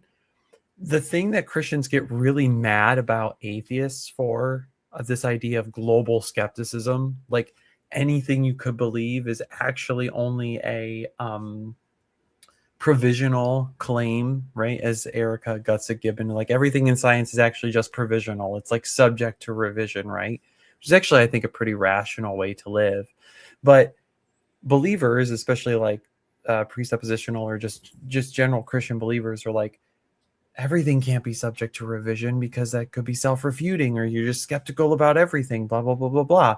Well, if the fall of man entails that everything you could believe could potentially be false, your worldview invites global skepticism, right? You're just as bad off as us, that anything you could believe could be false. So whoops. Welcome to the game. Yeah. Like, we're all playing. But the other thing is, I think that the deference to authority or appeal to an external standard is not inherently a method to control other people. It's just a byproduct of something we do, or something that's a part of that system, right? And so, like, people will push others towards that deference to authority or mystery or whatever, but that's just because that's their reflexive mechanism or what exists in that system, and it's not with the expressed intent to, ooh, this will get you to do what I want. Yeah, it's just what works. And people discovered that it works, and we kept doing it. Like, you know, it's like a good pickup line. You discover it works, and you just keep using it, right? It's just it just kind of naturally evolves. Yeah, exactly. Yeah. Couple things I want to hit. Noise Ending, thank you for the $5. Says he'll settle for a video of Dagon running on his treadmill. Which is always amusing. Marin, I think, has the has the right response here. I don't choose hell. But you Checkmate. do. And like, well, checkmate like, or something. I don't understand. checkmate is that the it's like the checkmate of checkmate. I don't know. I'm not very good at chess. The game's supposed to be over when you checkmate. Yeah, it's supposed to be. Mark Reed Atheism. In Russia, I'll choose you. Oh my god. Well, that's just too true. Yeah. All right. Press play. Yeah. The reason I mention that is because that in my coaching space, I found in recent years that a lot of people have really struggled to give themselves permission to look at the kind of things we do at Ancient Knowledge Academy, or the things I've written about in the Eden series, without the terrifying fear lurking in the wings that if they believe the wrong thing, they're going to go to hell. That if they believe the wrong thing, they are going to be tortured in perpetuity by an implacable God who will not have mercy after you've died. Now, if you have had that kind of religion in your background, it can be quite difficult to shake it off. But the purpose of this unit is to tell you that it is totally ill-founded, that the doctrine of hell or eternal conscious torment or eternal punishment is built on a foundation of sand.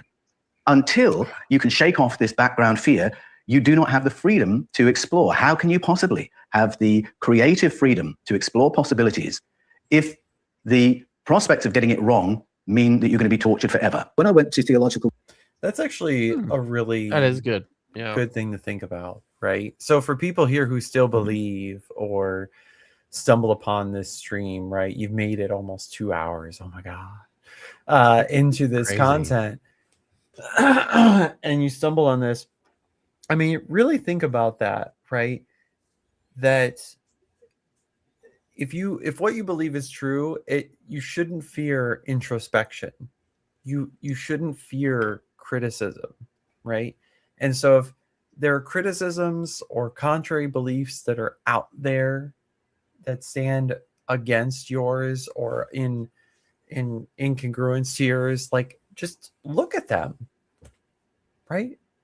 But if you're scared to do that, what does that say? Are you really convinced that what you believe is true? Because if it is true, like the things I'm convinced of, I'm not afraid to say them, right?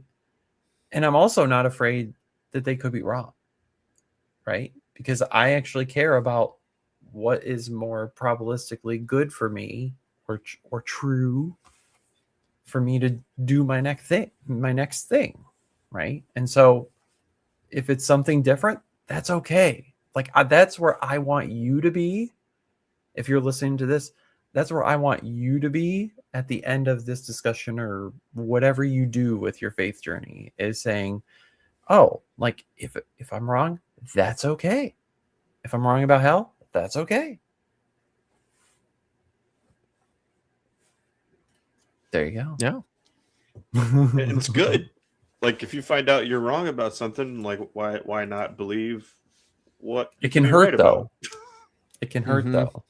Oh no, it can absolutely from experience. Absolutely, I will say that. Yeah.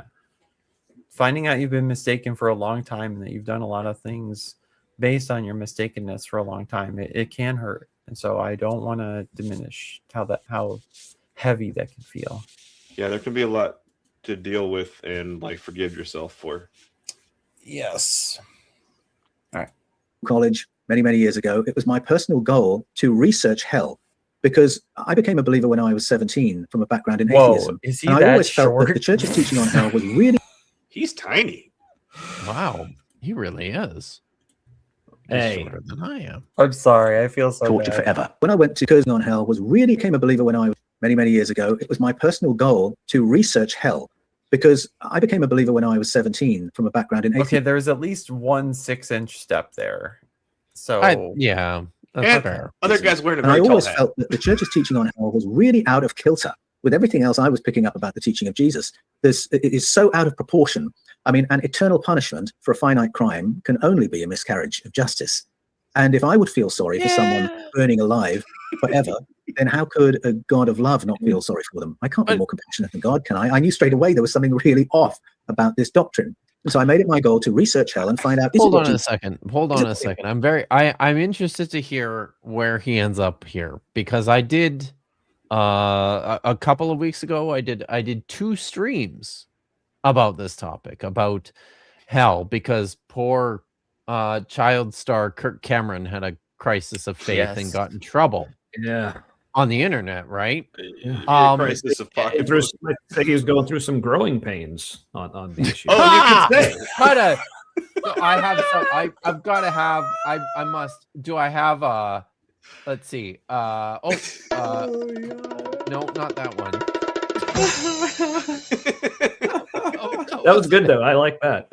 Yeah. You know he wants to use that, but he can't because of copyright.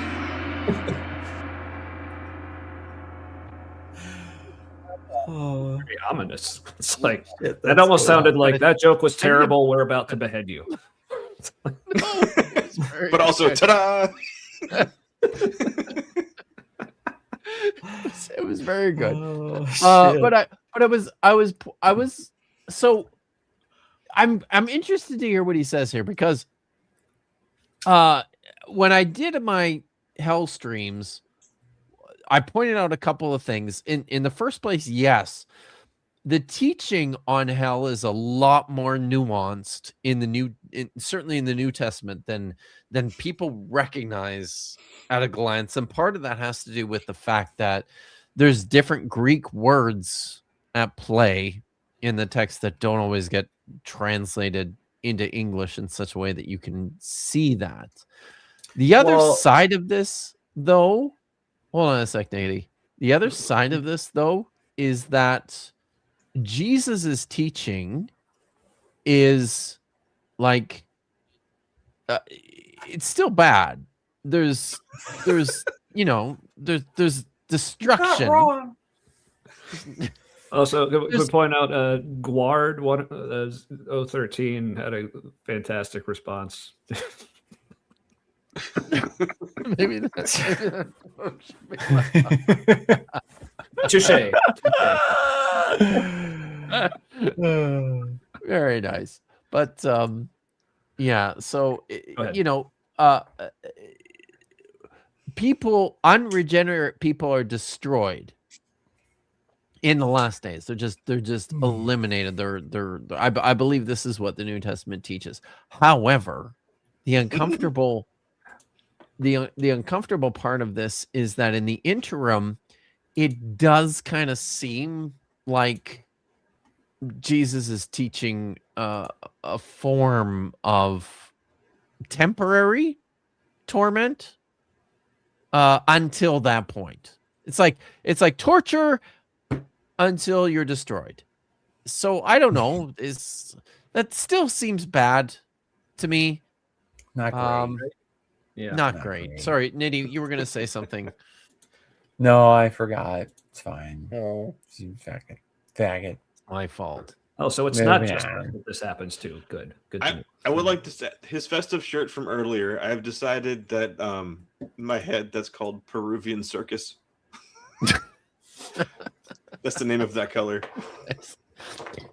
Nice. Are you gonna?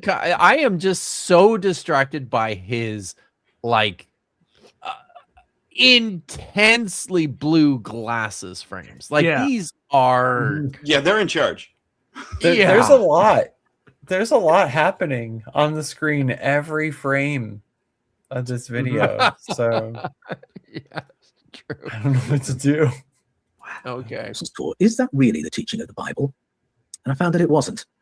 Jesus taught about Gehenna. And in that verse, he's actually warning people about Gehenna. Gehenna was the rubbish tip outside of Jerusalem. Oh, God, shut the if you're going to take fuck it up literally, already. he's warning you about an ancient He rubbish said tip outside Jerusalem that no longer he said rubbish tip. Yeah, he said rubbish tip.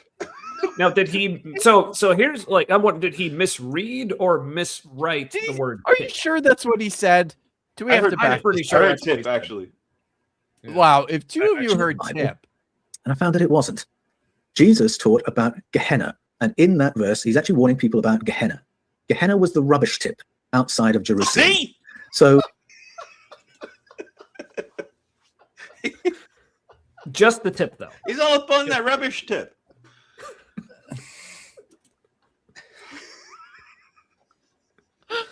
wow. Okay. Wow. Like it was a rubbish tip. That sounds like a bad Yelp review for a male escort. Well, you know, he did have that erect stonework in the shot right before that, so it was like he set up his own. Damn, accidental guys! pun. Wow.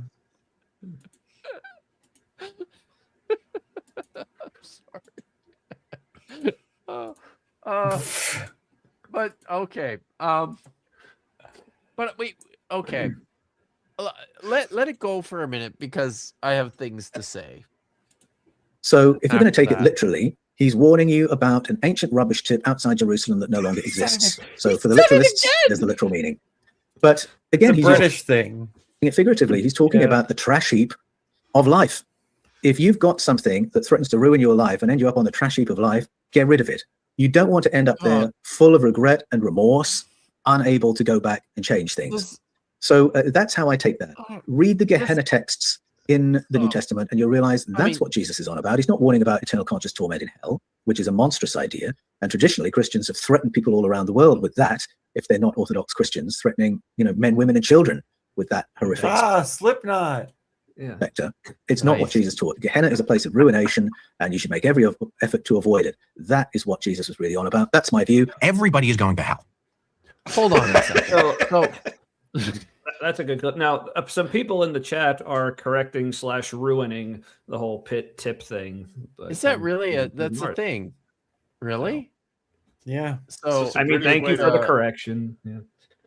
It's a British way to be wrong. Where is we this? should always It's be like open to correction. Tip.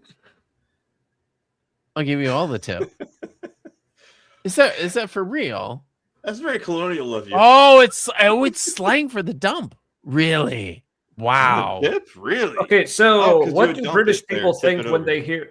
Yeah. But what? So then now I'm wondering, what have British people been thinking all this time, hearing Americans saying things like "just the tip"? Is like interesting. Yeah. You know, like, does that land over there? Or are you just like, what the fuck are you talking about? Just the garbage. Wow. Thanks. Yeah.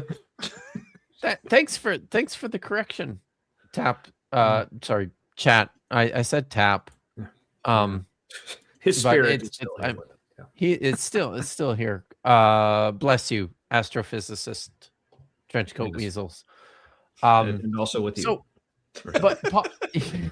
but as I mentioned earlier, the Gehenna was not a garbage pit. It wasn't. It's not where people threw their trash. It just wasn't. This is a myth that was invented by preachers. To they do that, right? What? I've never heard of this. So except for all of them. It's just Gehenna was the place where early on there were child sacrifices, probably Like you do. to Yahweh, as you do, and then it became the place where they tossed all the corpses and the dead bodies of the people who were killed and emaciated in the siege. Isaiah, it's actually the very last. I'll just read you the very end of 3rd Isaiah here. No, so just the tip. Isaiah 66, just the tip. All right, cool. So the last couple of sentences, or is it just the last sentence in Isaiah 66 says this: "For as the new heaven and the new earth, which I will make, shall surely endure by my will, so shall your seed and your name endure. And new moon after new moon, and Sabbath after Sabbath, all flesh shall come to worship me, said Yahweh. They shall go out and gaze on the corpses of the men who rebelled against me. Their worm shall not die, nor their fire be quenched. They shall be a horror to all flesh. And new moon after new moon, and Sabbath after Sabbath, all flesh shall come to worship me, said Yahweh." So that's like the very end of the book of Isaiah, 3rd Isaiah properly, but when it came to be, that's the very end of the book, and that's what's happening here is this place, the valley of the sons of Hinnom, Gehenna, became the place where this is the place where they threw all the dead bodies. This became part of the apocalyptic trope of what was going to happen in the last days. So not garbage. It's not a garbage dump. Everybody. Here's how I've said in the past, right? The Bible is very Go on. Sorry, that thing he said, what's the name of it? Intense glasses dude, who's like, this is Paul Wallace. So when he was talking about the too many apparently incorrect, right? But when he was talking about the apparently incorrect analogy of it being a trash heap, but then he's like, oh, I think what that really means is just get rid of the garbage things in your life, because you don't want doesn't mean that. Yeah, it's if you read the rest of what Jesus said about whatever Gehenna is, or whatever Jesus was talking about, whatever hell is, or whatever the punishment comes in the afterlife, it doesn't sound like he was just talking about, oh, it's just some life advice. No. That was So they're both wrong. Oh God. I am all for, I have to say this. I am all for people putting redemptive spin on the Bible, because yes, that is helpful for, if that's going to help people, I'm all for that. But let's stop pretending that this is what Jesus meant when he said this, or that this is the historical, or what the author context meant when they were putting it in Jesus. Exactly. Be honest about it. That's all I want. Yeah, because it always has me torn. What's that? They think they are being honest about it. That's the crazy thing. Like they, Yeah. they can't see their own That is aversion pretty to cringy. thinking deeply. Yeah. But that's why, like, with stuff like this, this is why I'm always so torn. Because, like, Kip, you're saying, like, yes, if you are stepping away from the more harmful interpretations of the Bible and then saying, like, well, and then obviously, like, definitely make the argument that whatever morality they think they're getting from the Bible, they're actually getting from just being human and having empathy, but they still feel like, but I got to use the Bible for this humanity. somehow. So, right? Hey, yeah, it works. Yeah. But it's like, but still there's that part of me, like you said, like, yeah, okay, but is that what the person, I'm glad you're getting this interpretation from it because it's making you like less of a dickhole and more empathetic or whatever. But to say that, well, this is what they clearly meant, it's like when it's so fucking not what they clearly meant. So like the part of me that wants people to just be better people loves it, but then like the autistic part of me that has like the high justice sensitivity is like, that's not what they fucking meant, and it just drives me crazy. But yeah, and I could go on for that about that, but yeah. Sorry, I just have to like this is 100% on point. If Yeah. you've ever On a recruiting if you've poster? ever been to Canada, so I have to point out, I suspect none of the Americans in the chat have ever heard of Sam Steele. What a great name, right? It sounds like I've only heard about Mounties. Yeah. I've only heard of Big John Steele. Sorry. Yeah. Oh God, I'm sorry for that. Jesus, that fucking. We covered him once on our show. Leave our racist myths Really? alone. So, that juvenile All right. delinquent just pisses me off. But Sam Steele was the founder of the Northwest Mounted Police, which became the Royal Canadian Mounted Police. Huh. But yeah, very much. When I think of Sam Steele, I picture Westhoff. I don't think of Sam Steele often, but when I do, I picture Westhoff. Is that like the Roman Empire for Canadians? Yeah. How often a day do you think of Sam Steele? Oh my So god. wait, how do you start the Mounties? Was it like a militia at first, and then they're like, we should legit this shit before it gets out of control? No, it was like a legitimate police force founded in order to control all those ruffians in the what is now the Yukon during the gold rush of the late 19th century. Which I mean, when we're ruffians, I mean, we all know who we're talking about, right? It's all you goddamn Americans coming up here and causing shit, right? Like that's it.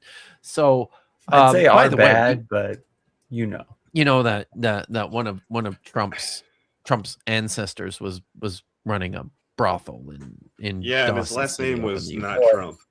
It was not Trump. No, So- it was something really stupid. It was Drumpf.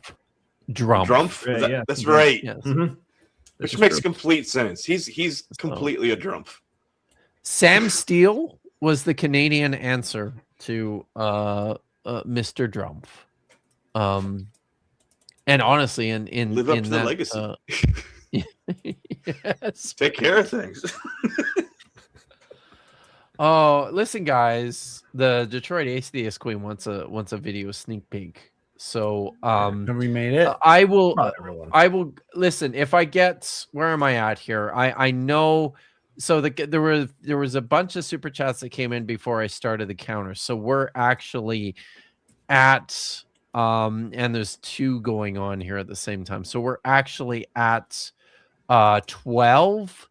If I hit 15, I'll give you like a 3-minute preview. So I've already got one more.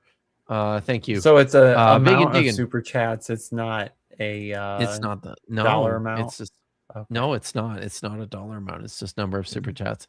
right. Vegan Degan says, "I'm happy to be laughing with y'all while listening to the topic of hell. I grew up Calvinist, so hell seemed extra." Yeah, I believe that. Me too.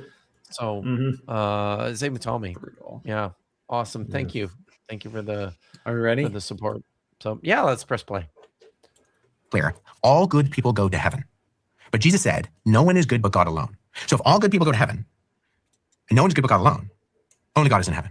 Christianity has a particular moral vision of God. When Jesus talks about God, he uses the Greek word theos, and the divine qualities he espouses are 180 degrees removed from the morality of the Elohim and Yahweh. Pause it for a second, because I have to. What Wes said there before this wooey bullshit. So I actually, as I'm thinking about it, people misunderstand this. When people think that Jesus is talking about heaven, no, Jesus is talking about the kingdom of God, which is on earth. Thing. Yeah. Yes. And I mean, he says so in the text, multiple places. Jesus talks about how this is very much the kingdom of God within Jesus was a Jewish apocalypticist within within an apocalyptic worldview. The expectation was that God was going to come down and defeat all of Israel's enemies, who were the fucking Romans, and he was going to establish his kingdom on earth, not in heaven. It's not an out there. It's a very much an a here and now kind of rhetoric. Well, if you read the Christian Testament carefully, you'll actually just see over and over again that the new heavens and new earth are all very physical things. Oh yeah. Like, I think a lot of people don't realize, believe, like deconverts, believers, whatever alike, that all of it is actually not this incorporeal woo experience. No, it's food, drink, mountains, rivers, bodies, like sensations. Like, it's a lot of it is very visceral and physical, and that's not going away. Yeah, and the giant golden Borg cube that's going to descend and yes, fuck yeah, it's an actual thing. Yeah, look, if that happens, it's aliens, right? Like, that's not Jesus. Right. But speaking of like Jesus being an apocalypticist, like also a bit of a he was wrong about a lot of shit that he was apocalyptic about. Also, highly religious, no matter what evangelicals try to tell you about how it's a relationship. No, Jesus was super religious. Also, sometimes kind of a dick, if we're honest. So sometimes super. I've got another. He was sometimes. Yeah, sure. It just depends. We all have. It's almost like he was just a person. Some was good, some was bad. Right. Yeah. Got another super chat towards the preview. Thank you, Jonathan Geese. So I need two more, and we'll at least see some of it. Yeah, come on. We can't let Kelly down. She really wants to see this. No, Kelly really wants to see it. Come on, everyone. Yeah. Are you ready? All right, let's listen to the wooey bullshit. Characters in the Hebrew scriptures. That ought to clue the Christian believer straight away that at least some of the Elohim and Yahweh stories are something other than God's stories. They are something other than revelations of the character of God. Wait, and so I believe Christians, when they read these ancient texts from the Hebrew, They were always something other than that. I don't know. Okay. canon should be on the front foot in recognizing that we are being told about something else, contact with a different kind of entity in the deep past. Whoa, what? Aaron's sons, Nadab and Abihu, took their censers, put fire in them, and added incense, and they offered unauthorized fire before Yahweh, contrary to his command. So to clarify, when we get down to the Hebrew, this unauthorized fire that Yahweh had not commanded, what it's telling us is that they have got the recipe wrong. It's not that Yahweh didn't like smoke or this wasn't a good moment for him to have a smoke. They got the recipe wrong. There was something off in this fire or smoke that Abihu and Nadab bring into the presence of Yahweh. Look what happens. He's kind of reading into it a bit. Well, you know, when I was really in it, basically I interpreted that story as you can't tell God how you want to worship. He tells you how to worship. Is that right, Kip? Is that the right way to interpret that story? Well, it's yeah, I guess it's a way. Because this is the thing that people don't understand about a lot of the Old Testament is that many of these texts are born out of active, ongoing, like cultic disputes between various factions, like the various priestly factions who are attempting to control. I think that's more in line with what this story is about. Is it's polemicizing against the bad group of priests whose rituals or we don't like them, so we much prefer these guys, right? It's it's kind of like propaganda. Very much so. Yeah, it's like there's a whole book of propaganda out there. It's just crazy. Man, someone should maybe like write a book comparing all this, talking about all how propaganda-ish all this stuff is. That'd be right. Kip Davis has written Nope. You guys don't disappoint, I gotta say. You set it up, we knock it out. All right. So we actually, I think we've hit our minimum goal here. Nice. With the last little bit. Chuck sent in number 14. Kelly loves supporting a. Thank you, Kelly. I very much appreciate it. Oh, Nitty. Kelly's saying she needs you to be on her channel. So that is very much doable. Do it. I will watch the hell out of that. The hell out of it. He will. So and Chuck is sending in number 15, which actually ended up being number 16. Miranda Rensberger, thank you. Before the last pause, he said something about Jesus using the Greek word for God. Right. Can we address that? But what I missed that. What did he say? He said Jesus used the Greek word for God, theos, which is not what language Jesus spoke. It sure isn't. Like guaranteed. Was it this guy who said that, or was that Wes who said that? Yeah, it was this guy.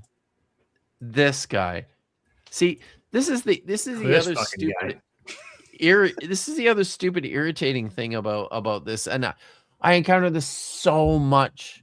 It feels like if it doesn't matter what side of this weird apologist coin you fall on. If you're going to be an apologist for the text, it feels like everybody has this insistence that the text is somehow purely representative of things that actually happened, and it just fucking isn't. It's just not. So no, Jesus is not using the Greek word for God. These are the Gospels are texts that were written in Greek by people who were almost certainly living in the broad, like outside of Palestine, in Rome probably, or maybe other parts of the Greek-speaking empire, and they were writing in Greek. Stupid point, Paul. This is a stupid point, Mister. Well, I think Al Trucker in the chat had it there. Jesus just had Babelfish. So Paul's dressed too well to have such bad ideas. Holy shit! Why the hell is Al awake? I don't know. Al, what are you doing? It's like well past. Okay. Al is in bed. All right. Wait, is Al dreaming this? Totally. Are we all on Al's dream? It's a dream stream. We're all part of Al's dream now. It's Okay. Before you press play, I've got one more here from Claude Simeon for $5. I'm going to write more scripture. If Jewish and Christian people were comfortable writing canon for centuries, why can't I? Only 3/4 joking. Yeah, no, it's not a bad point. We honestly. should start like a collection of works that like we should include. Okay, like we figured out none of the Bible is like really anything real. Okay, but like building like the canonical book thing for what is real, that could be an interesting endeavor. So Maya Angelou would be in there for sure. Indeed. No show. Indeed. So And Calvin and Hobbes as well. Press play. Happens when you get the smell wrong. So fire came out from the presence of Yahweh and consumed them, and they died before Yahweh. Yeah. Moses then said to Aaron, this is what Yahweh spoke of when he said, among those who approach me, I will show myself holy. In the sight of all the people, I will be honored. Aaron remained silent. I just love the clarification. Moses summoned there. Mishael. The fire consumed them, and they died. As if like because that was necessary. You know, detail. Jack and Benny. Well, like you had to like verify that they're dead because who knows? It could have been walking around. Yeah, well, I was thinking about that too, but this was before. Like, at least what book is he reading from? Yeah, this is from like Exodus or something. So at least chronologically, this is before the Rack Shack and Benny. Now, whether this was, I don't know that. So Kip, was this written first, or was the Shadrach, Meshach, and Abednego written? Oh, this was written first, but I'm going to ruin your fun. And this is a translational issue, right? Like this is just the way the Hebrew language works. So it's like an intense that when it says that the fire consumed them, it's because the word that's used for like burning with fire is the same word that we use for eating, right? So it's that's like not convenient. The fire ate them, yeah, and they died. So it's you know it's a I know it sounds silly, but this is a translational thing, unfortunately. So but yeah, so but that's a it's case funny. where we're doing the more like meaning for meaning translation, not word for word type of stuff. Meaning Yeah. for meaning? Meaning for meaning. Yeah. Meaning for meaning. That's where the message came from. There's transliteration, there's transcription, and then there's just linguistic translation where you're just trying to figure out what is the author's intent and what they're saying, rather than saying like, okay, this word means world, this word means people, blah blah blah blah blah, like trying to one-to-one them all. But it's just one of those instances where the whole like and died seemed like it would just be like the famous implicit example in the original text. Then but like there's the other example of like the death of Herod in the New Testament. I think the way it's worded is he was stricken down by God, eaten by worms, and died. Okay, normally the worms comes after the death. Yeah, it's like I think we got it, but okay, thanks for driving that home. But it's like digging somebody up and killing them again. Right. El and Elzaphan, sons of Aaron's uncle Uziel, and said to them, come here, carry your cousins outside the camp, away from the front of the sanctuary. So they came and carried them, still in their tunics, outside the camp, as Moses ordered. Then Moses said to Aaron and his sons Eleazar and Ithamar, do not let your hair become unkempt, and do not tear your clothes, or you will die, and Yahweh will be angry with the whole community. So let's be clear what's just happened. Two of the sons of Aaron is the high priest, his sons are priests, have taken in an incense offering to Yahweh, but it wasn't strictly according to his instructions. They've got the recipe wrong. And so he has incinerated them to death in front of their father and in front of Moses. And when this happens, Moses says, don't say anything, Aaron. I told you he was like this. Go and get your cousins to get the bodies out of there. And they must not show any mourning, that's the tearing clothes and hair unkempt, because that will offend Yahweh, and they will be killed as well. What's the purpose of this story? Is it a made? Incinerated them to death. He did the same thing you did. Look, this just is making too much sense of current events. Oh dear. That's all I'm gonna say. But isn't it though? It's true. It's very true. So yeah. Listen. So I gotta. So the people are throwing down here. I got a couple more. I did that one already. So I got one more from. Sorry, I've been drinking a lot. What can I say? Arrow Dodger for $4.99 says, I heard that the Dead Sea Scrolls are word for word accurate with the 1611 King James Word version. for word. Word for word. Word for word. Wow. So if you are if you're out of the loop, it's because you're not watching the Dapper Dinosaur on Saturday mornings or afternoons, wherever you happen to be.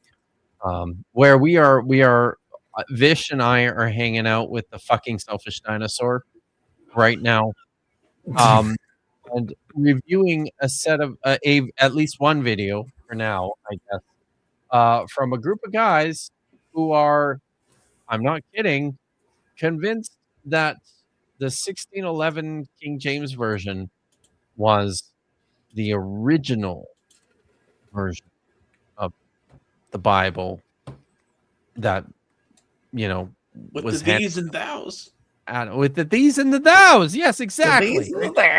And also, like one of my favorite descriptions. I don't remember where it's from. I want to say it's in Proverbs, but the King James way, from what I remember, the way of describing a fart is it says the wind that passes the way of all. Yes, meat. Yes, it's true. That passes the way of all what? Meat. Oh yeah, meat farts are the worst. Right? Yeah. Like, where do they think grain goes though? Like, just the meat? True, are they like peeing out eggs? What's happening? It's just oh my craziness. I gotta tell you. All right, we ready? So, I mean, if we're anything's ready. fine, that description of a fart, that's divine. So Made up story, because very often preachers like to say, well, the moral of the story is, tell me how you can get a positive moral out of this story. If it's a fiction that's been created to teach a moral, what is the moral you're going to teach from this? The overarching purpose of the canon is for the reader to love and worship Yahweh. Is that going to be the result from reading this story? I would suggest that if the overarching agenda is to get the reader to love and worship Yahweh, this is a deeply inconvenient story, because this will get the reader to despise and fear such a character. That's not the same thing at all. If the agenda is to get the reader to worship Yahweh, this is a deeply inconvenient. Just sorry, that was just a weird.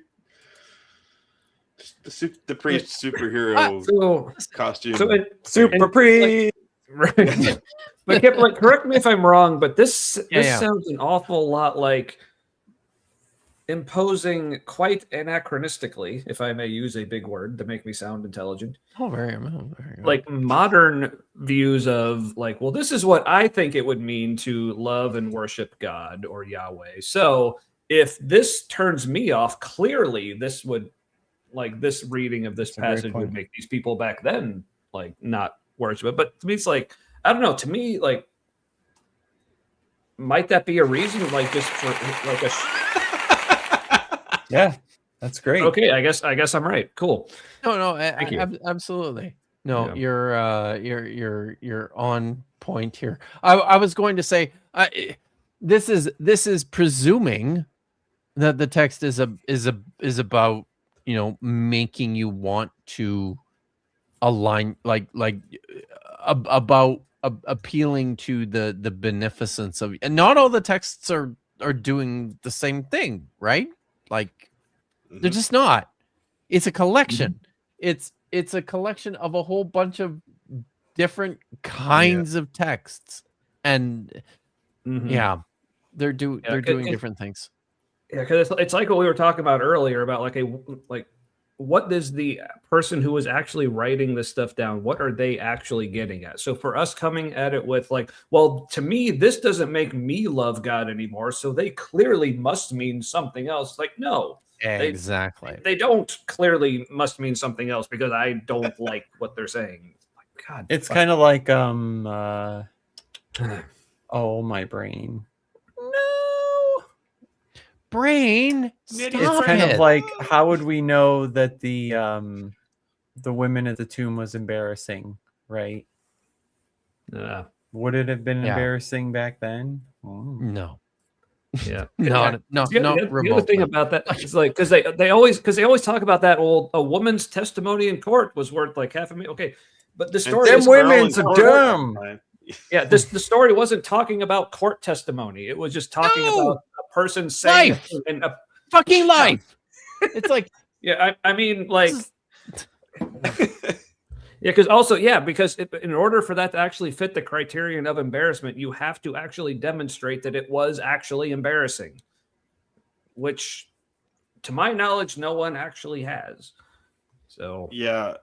Also, have you ever been around a Jewish family? Like, it's pretty clear, like, the women have been in charge for centuries.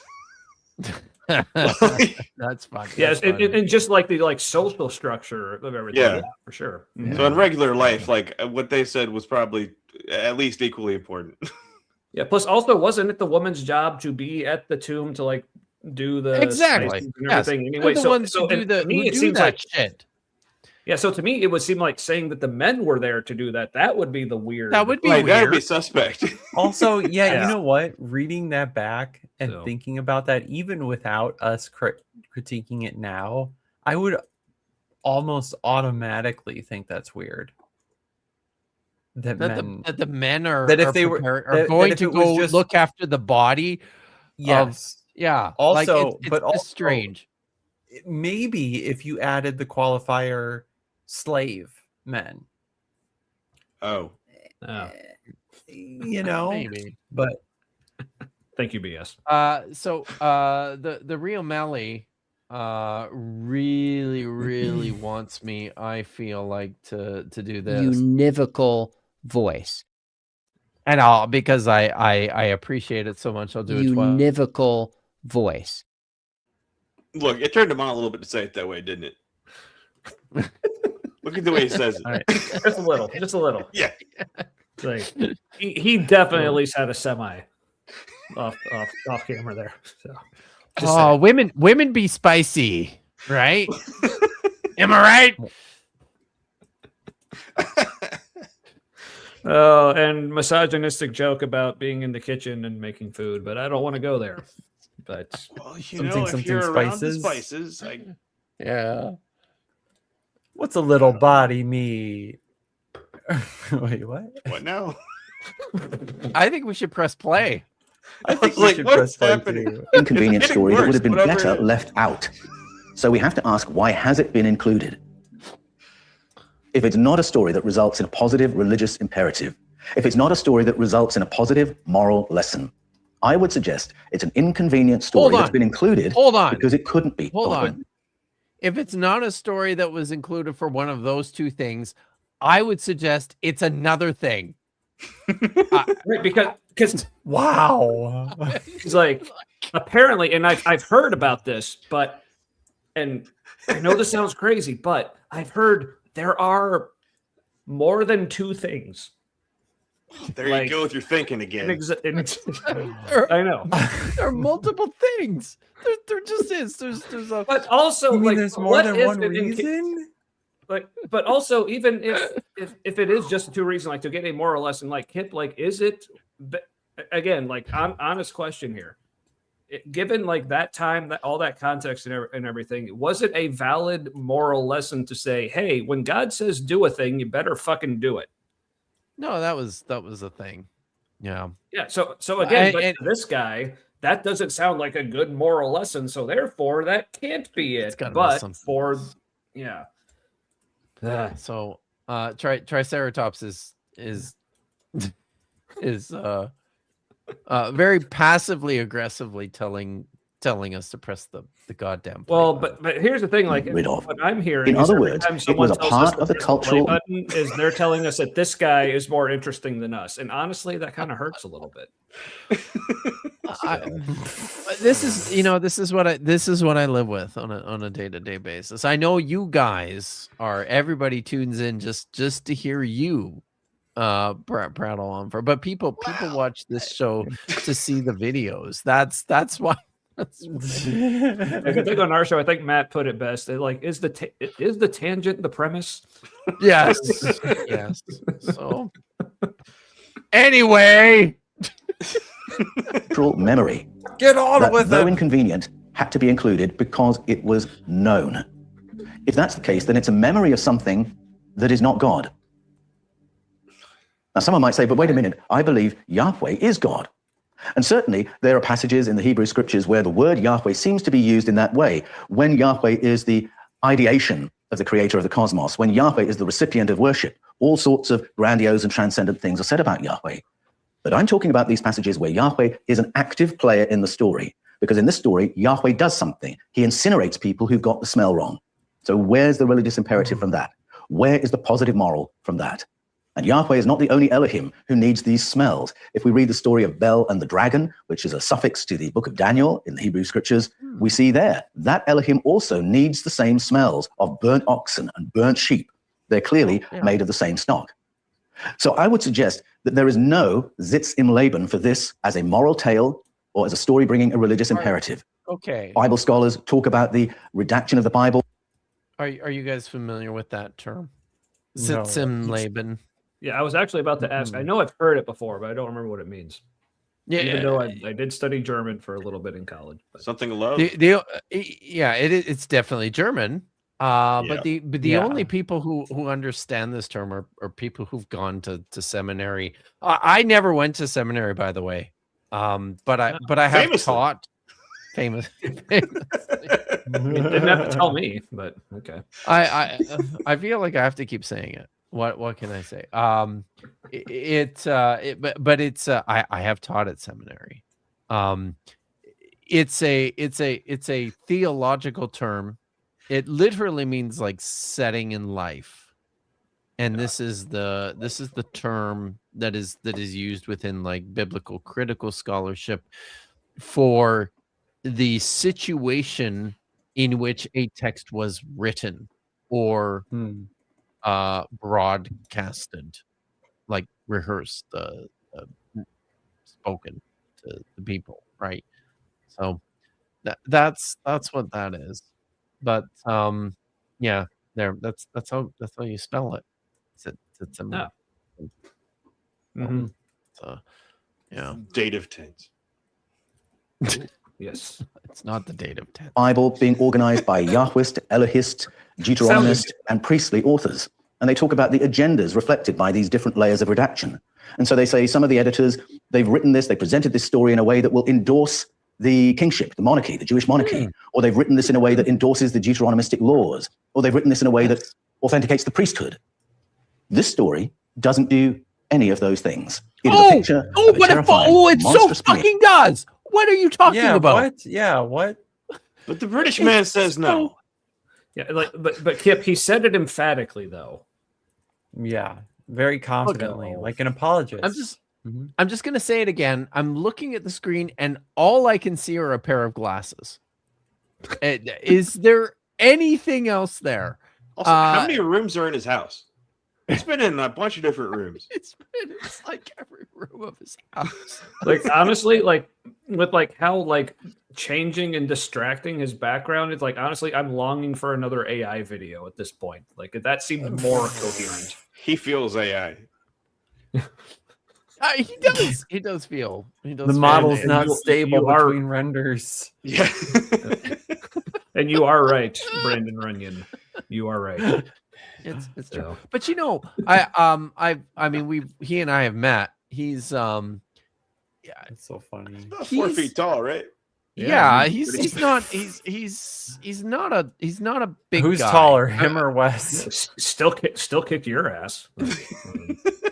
Ouch. Ouch! When is it on video? Dude? I know that's exactly what you said when he was kicking your ass. Yeah. What? Oh my God! When did that happen? I don't remember. Thank you for inviting me on Any your of show, this. by the way. Yeah, right. There's a first and a last time for everything. Apparently, we aim to please. Well, hey, it's like I said, we appreciate you, Kip, because obviously, we've been like admirers of yours. For way now before the you ever suck up saw our show, starts. but like they say, I like see how this folks, works. like kids, like never meet your heroes.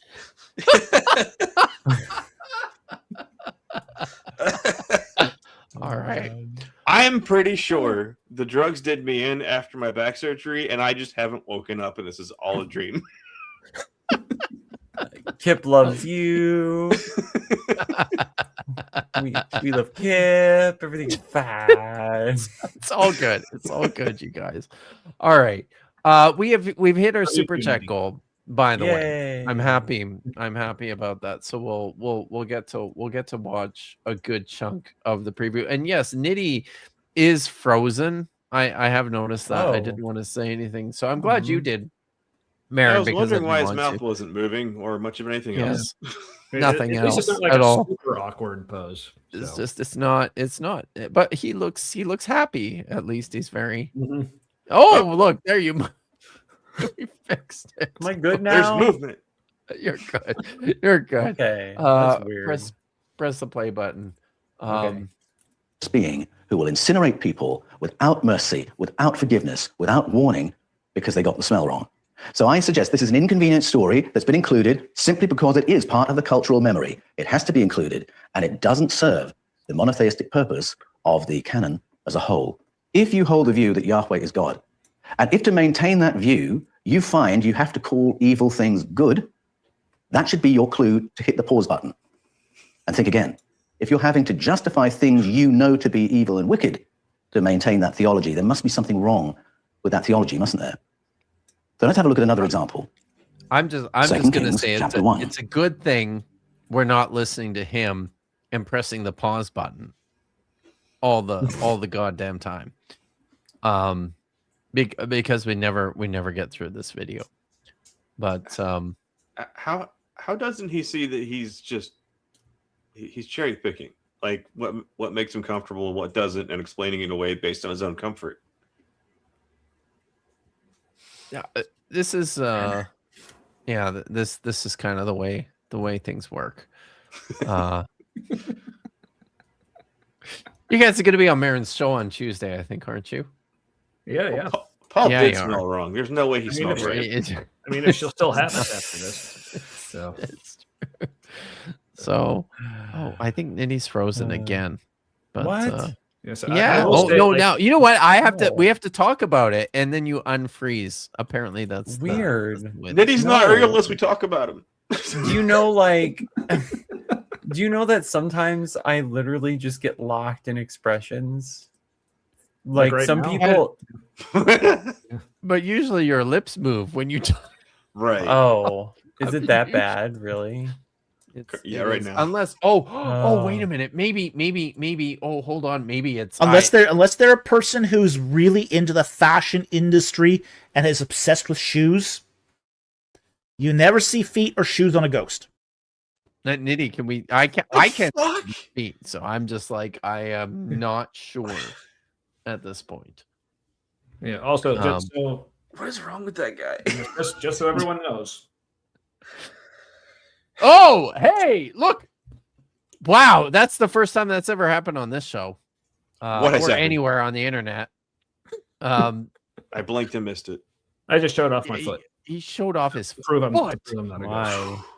God damn! You're gonna make people stumble. Gross. Oh wait, hold on. But he said feet. He said feet. So here's. Oh Jesus! You're actually holy shit! Oh my God! Wow! The stream is now demonetized. Thank you very much, Tommy, for that. Unbelievable. Yeah. Find me on OnlyFans though. Monetize that, but okay. What shall we find out about the Lord's judgment on Ahaziah? Yes. Okay. After Ahab's death, Moab rebelled against Israel, Now Ahaziah, the king, had fallen through the lattice of his upper room in Samaria and injured himself. So he sent messengers saying to them, "Go and consult Baal-zebub, the god of Ekron. Go and consult Baal-zebub, the Elohim of Ekron, to see if I will recover from this injury." So he sent messengers saying to them, "Go and consult Baal-zebub, the Elohim of Ekron, to see if I'll recover from this just injury." said that 3 times. But the messenger of Yahweh said to Elijah the Tishbite, "Go up and meet the messengers of the king of Samaria and ask them, is it because there is no Elohim in Israel that you are going off to consult Baal-zebub, the Elohim of Ekron? Therefore, this is what Yahweh says, you will not leave the bed you're lying on. You will certainly die." So Elijah went. When the messengers returned to the king, he asked them, "Why have you come back?" "A man came to meet us," they replied, "and he said to us, 'Go back to the king who sent you and tell him, this is what Yahweh says. Is it because there is no Elohim in Israel that you are sending men to consult Baal-zebub, the Elohim of Ekron? Therefore, you will not leave the bed you are lying on. You will certainly die.'" The king asked them, "What kind of man was it who came to meet you and told you this?" They replied, "He was a man with a garment of hair and with a leather belt around his waist." The king said, "That was Elijah the Tishbite." Then he sent to Elijah a captain with his company of 50 men. The captain went up to Elijah, who was sitting on the top of a hill, and said to him, "Man of Elohim, the king says, 'Come down.'" Elijah answered the captain, "If I am a man of Elohim, may fire come down from heaven and consume you and your 50 men." Then fire fell from heaven and consumed the captain and his men. At this, the king sent to Elijah another captain with his 50 men. The captain said to him, "Man of Elohim, this is what the king says, 'Come down at once.'" "If I am a man of Elohim," Elijah replied, "may fire come down from heaven and consume you and your 50 men." Then the fire of Elohim fell from heaven and consumed him and his 50 men. So the king sent a third captain with his 50 men. This third captain went up and fell on his knees before Elijah. "Man of Elohim," he begged, "please have respect for my life and the lives of these 50 men, your servants. See, fire has fallen from heaven and has consumed the first 2 captains and all their men, but now have respect for my life." The messenger of Yahweh said to Elijah, "Go down with him, do not be afraid of him." So Elijah got up and went down with him to the king. He told the king, "This is what Yahweh says. Is it because there is no Elohim in Israel for you to consult, that you have sent messengers to consult Baal-zebub, the Elohim of Ekron? Because you have done this, you will never leave the bed you are lying on. You will certainly die." So he died, according to the word of Yahweh that Elijah had spoken. Well, that was nice of him. King Ahaziah had broken his back. He wanted to know if he was going to recover. And so he sent for word to a neighboring Elohim. The word, of course, means powerful one. He sent messengers to get a medical prognosis from a What? So, where'd Kip go? Oh no! Sorry, there we go. Yeah. Got it. Sorry. So, remember earlier when dude was talking to Wes Huff about hell? Why? Why here? In context of what we're talking about now, like what? Yeah. Well, you got to tweak that algorithm, man. Yeah, I mean, this is all contingent on the idea that Elohim is actually plural, right? So, like, yes, exactly. That's like the whole point that this guy wants to make, which is kind of stupid. But also hell. So therefore, hell. I don't know. Jesus. Prophet. Yeah, pretty much. Yes, thank you.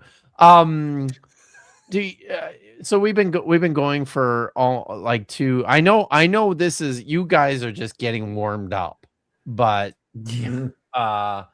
this is, I usually don't go much past 3 hours. So I wonder if now is a good time to show the preview. Yeah. Or the people have been waiting for the preview or the for it's going to be good. I have to Jesus, what do I have to stop doing something here. Where's your Okay, I have too many windows open. Where is I have to do that? Okay, let's get rid of that. There we go. Okay, now I can do this. Much better. So first of all, I have to set this up, right? This is the the thumbnail for a video that Inspiring Philosophy, who is Michael Jones, published. It's got to be a month ago now, I think. And you can see it's like the New Testament there, and the name of the video is "The New Testament Ended Slavery," which I don't know. How do you feel about that? I feel like history said check, please. I mean, it took it long enough, didn't it? Didn't it? Yeah, it kind of did. Yeah. It feels like that. It's also like handed out to slaves in America in an abbreviated Bible. Yeah. It also help them be slaves better. I mean, and honestly, like, to be fair, it probably took it so long to end slavery because it itself did actually say slaves obey your masters. So it kind of it's in there. It's very confusing, right? Who could have? So it kind of shot itself in the foot, really. So. I blame God. Void Kitty. This is by the way, Tommy and Matt. This is Void Kitty. Yes, who is Kit Kat. Void Kitty. Kit Kat. The show mascot. Break me off a piece of what? That is a very black cat. Yeah. I have to turn on this light so that you can see the difference between the cat and my clothes or shadows. You have like 2 cameras, Nitty? Yes, I do. Wow, nice. He's got the lap cam. I have a second camera. I have to figure out how to. What I need is a second camera. What do you call those things? The Dutch angle shot. The things that hold the camera on the. Stand? It's like a stand. Thank you, a camera stand. I need a camera stand. Jeez. Was English different up there? It's shut up. Okay, so that's the thumbnail. So I got together with my good friend Dr. Joshua Bowen. Maybe you've heard of him. And no. So he was awake. That's good. Yeah, I know. Well, we did it during the day, during times when he's not sleeping, and we called Christy Cobb, who teaches at the University of Denver. She teaches New Testament, and she also has written books about slavery in the New Testament, in the Greco-Roman world. So we called her to see if she would be interested in helping us understand this video. And she watched the video and she got back to us and said, I don't understand. So, but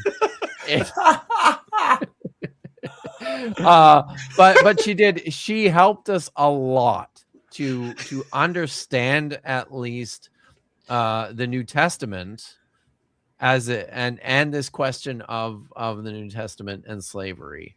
So I'll play you guys this video, by the way, is coming out this week.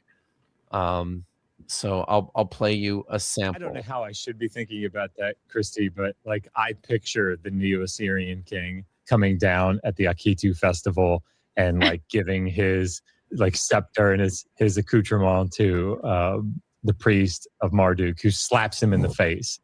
Right. And I think, the king there is like, submitting himself to the priest. But I mean, like, there's a very specific context in which that happens. Right, I don't think we see equality between. Rebecca McLaughlin says, Jesus embraced the slave status again during his Last Supper with his disciples. Foot washing was a role usually performed by slaves, and Jesus dressed for the part. He took off his outer clothing, wrapped a towel around his waist, poured water in a basin, and washed his disciples' feet. They were horrified. But Jesus explained, "You call me teacher and Lord, and you are right, for so I am.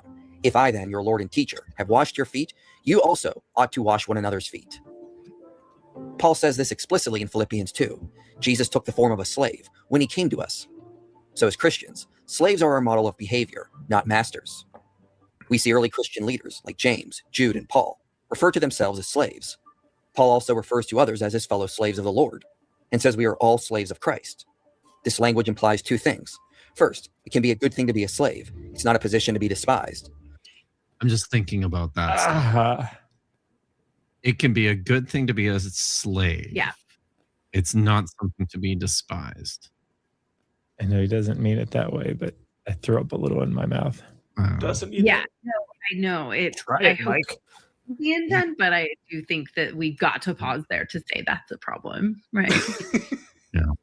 But also, I think not something that's consistent either at any point in history. Like, as far as I'm aware, slavery is this necessary condition that people manipulate and use to their benefit. But it's not like at any point in history anybody sat back and went, you know what?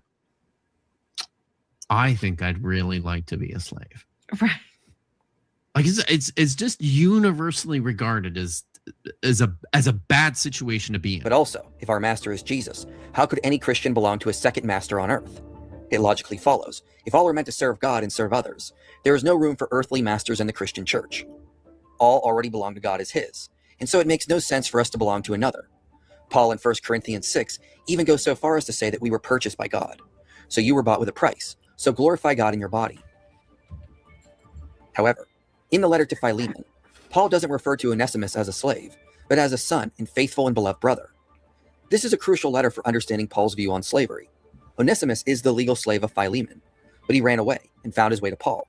Paul sends Onesimus back to Philemon, but stresses that he is now a beloved brother and no longer a slave. Do you know what scholars think about that scenario that he just... By the way, I just have to pause it here because I know that all three of you guys used to go to church, and you're probably a little bit familiar with the book of Philemon, this teeny tiny little book in the New Testament.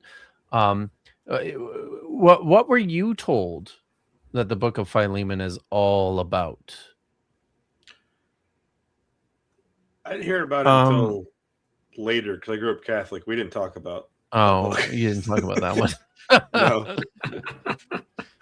I mean, essentially a character redemption arc that also includes the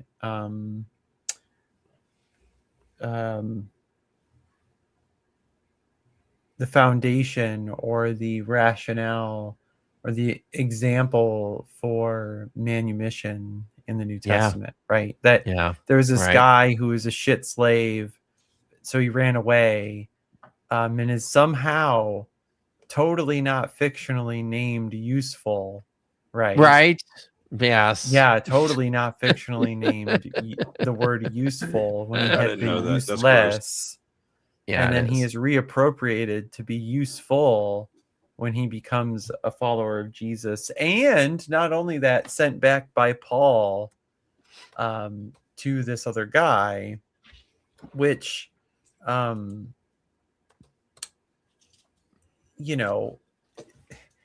which is like, oh, okay, I'll send him back to you to go hang with you. Like, if he's not sending him back as, I didn't think of this at the time, but if he's not sending him back to be a slave, like, why the fuck send him back at all? Like, what? Paul's basically like, isn't this like, shit, dog, I had it really good over there. I guess I should go back. Like, yeah, because for what I remember, obviously not. This isn't what I heard people mention about this book while I was still a Christian, but more like since deconverting and hearing like actual, like critical examination of this book. It's essentially Onesimus, is that his name? Onesimus, something like that. Yeah. Onesimus. He's basically a runaway slave. So like he could be like punished like extremely harshly, maybe even by death for that. So basically, Paul is still. So what Paul is doing is sending him back to his master, who could punish him very harshly, but just saying, but please don't, maybe, because I like him. What? Yeah, with a letter of recommendation. Yeah, it's true. Wow. Yeah, also, real quick, I wanted to point out the real Melly, like pointing out the peck shot. I appreciated that. Oh, This happened a while ago. who got a peck shot? The Nitty peck shot, but the Nitty peck it's shot. Okay. Yeah, it's a reference to something that's come up a lot, like on our show, especially as Real we've been Mally covering watches the Humanity Live, and why One of aren't our you regulars. watching the Humanity Live? Right. So And then I you can know what she's talking about with the peck shot. That's right. Yeah, we So, do. We've started on a monthly basis covering our former church here in Cincinnati, and Mhm. for some reason, in all their sermons, like, and it's, as long as it's a guy, anyway, there's always be like multiple shots where it's just on the pecs, like with some Just like pecs and hands. Yeah, yeah, and it's a thing. Right. We don't know why, but yeah, it's a thing. So thank you, Melanie, for pointing. Well, Christy Cobb is a New Testament scholar, and she's going to help us understand You know what Philemon. scholars think about that scenario that he just set up as the interpretation of Philemon. Is that now like the view that people have? That he's a runaway slave. Is that you mean, and found his way? Yeah. Yeah, there are scholars who think that, and there are many scholars who don't, right? I don't think there's exactly a scholarly consensus on this text. And there's so many people writing, really interesting, I think, thoughts about Philemon. One of my favorite is Ulrika Roth, who has an article out that's actually arguing Paul is the co-enslaver alongside Philemon of Onesimus. And this happened a lot in antiquity. The like two people or three people, or a group of people, say a group of Christians that would enslave a person or purchase a slave. And because Interesting. Yeah, especially if that slave had a particular trade, right, or was helpful in a certain way, and you might not have needed them full time, right? Then you might have like gone in with another person. This is Candida Timeshare Moss's person. Yes. argument, right? In Yes, God's Ghostwriter. Yeah. Well, and I should double check, but I think she cites Ulrika Roth here because this idea that Paul and Philemon then both were enslaving Onesimus, and then Paul had him with him and is sending him back along with the letter, right? Yeah. And so then it's not at all, and it's not asking for freedom. It's like, sorry that I basically used the labor too long, as I'm a co-enslaver along with you, right? And so I'm having to write this letter back, in response, right? It's like Hammurabi saying to Zimri Lim, "Let me just." Was that? Whoopsie! I kept my Game Boy too Yeah. long. Here you go. Whoops. So yeah, it turns out maybe this is a great. I should snap this picture. That's amazing. Dr. Josh. It Paul is pretty does good, come across. isn't it? That's a Paul good. does come thumbnail across like a picture. slaveholder. Yeah. He does. Well, I mean, as she's going to point out, I think she points it out here. Sorry, I'm just catching. I just have to get the screenshot. Here, if I can. There we go. Okay, that one. Okay, got it. I feel like this is the face Josh makes anytime he just hears the words Paul Kilpan. Do you think I don't know? Is this a pain face? This looks like, to me, this looks like he's well, maybe he's I don't know. Maybe this is the It's like he's enjoying the pain. No, to me, this feels like combination. Like this could be pain, or this could also be him like fantasizing, just like throat punching the dude. But yeah, I feel like that's more this. So, but she's going to go on here and say, shit, I've been drinking too much and I can't remember. What? It's all right. It's just gonna press You're more play. endearing that way. It's cool. Yay! I'm just like black. Use the army a little bit longer. Yeah. There's nothing clear within the text, I'm correct, right? That Onesimus is a runaway slave No, that is being returned. it's not clear. The reason that some people suggest that he's a runaway is the bit about basically, I will pay back what he owes, right? No. And and so that is most of where that interpretation comes from, right? Okay. Paul sends Onesimus back to Philemon, but stresses that he is now a beloved brother and no longer a slave, and therefore no longer should be seen as property. No longer a slave should no longer be seen as property. Is that in the text? No. Okay. No longer as a slave, but more than a slave, a beloved brother, especially to me, but how much more to you, both in the flesh and in the Lord, right? And so this idea more than a slave is like, I mean, I do think that my interpretation could be that Onesimus became a follower of Jesus, right? And so now is a brother. And so that is more than a slave in the sense that if this enslaved person is also devoted to the cause, then that's like even more useful, right? Useful. Did you hear my pun? Because Onesimus means useful. Sorry. Very nice. There it is. There. But it's like- very good, Nitty, because you knew this, right? Did you guys hear this? Onesimus in Greek, for everyone watching, means useful. It means useful. Maybe actually I will take this opportunity to plug a friend of the channel has written an excellent book on this. Chrissy Hansen yes, has written I should dismiss that, so thank you, because I am in Canada.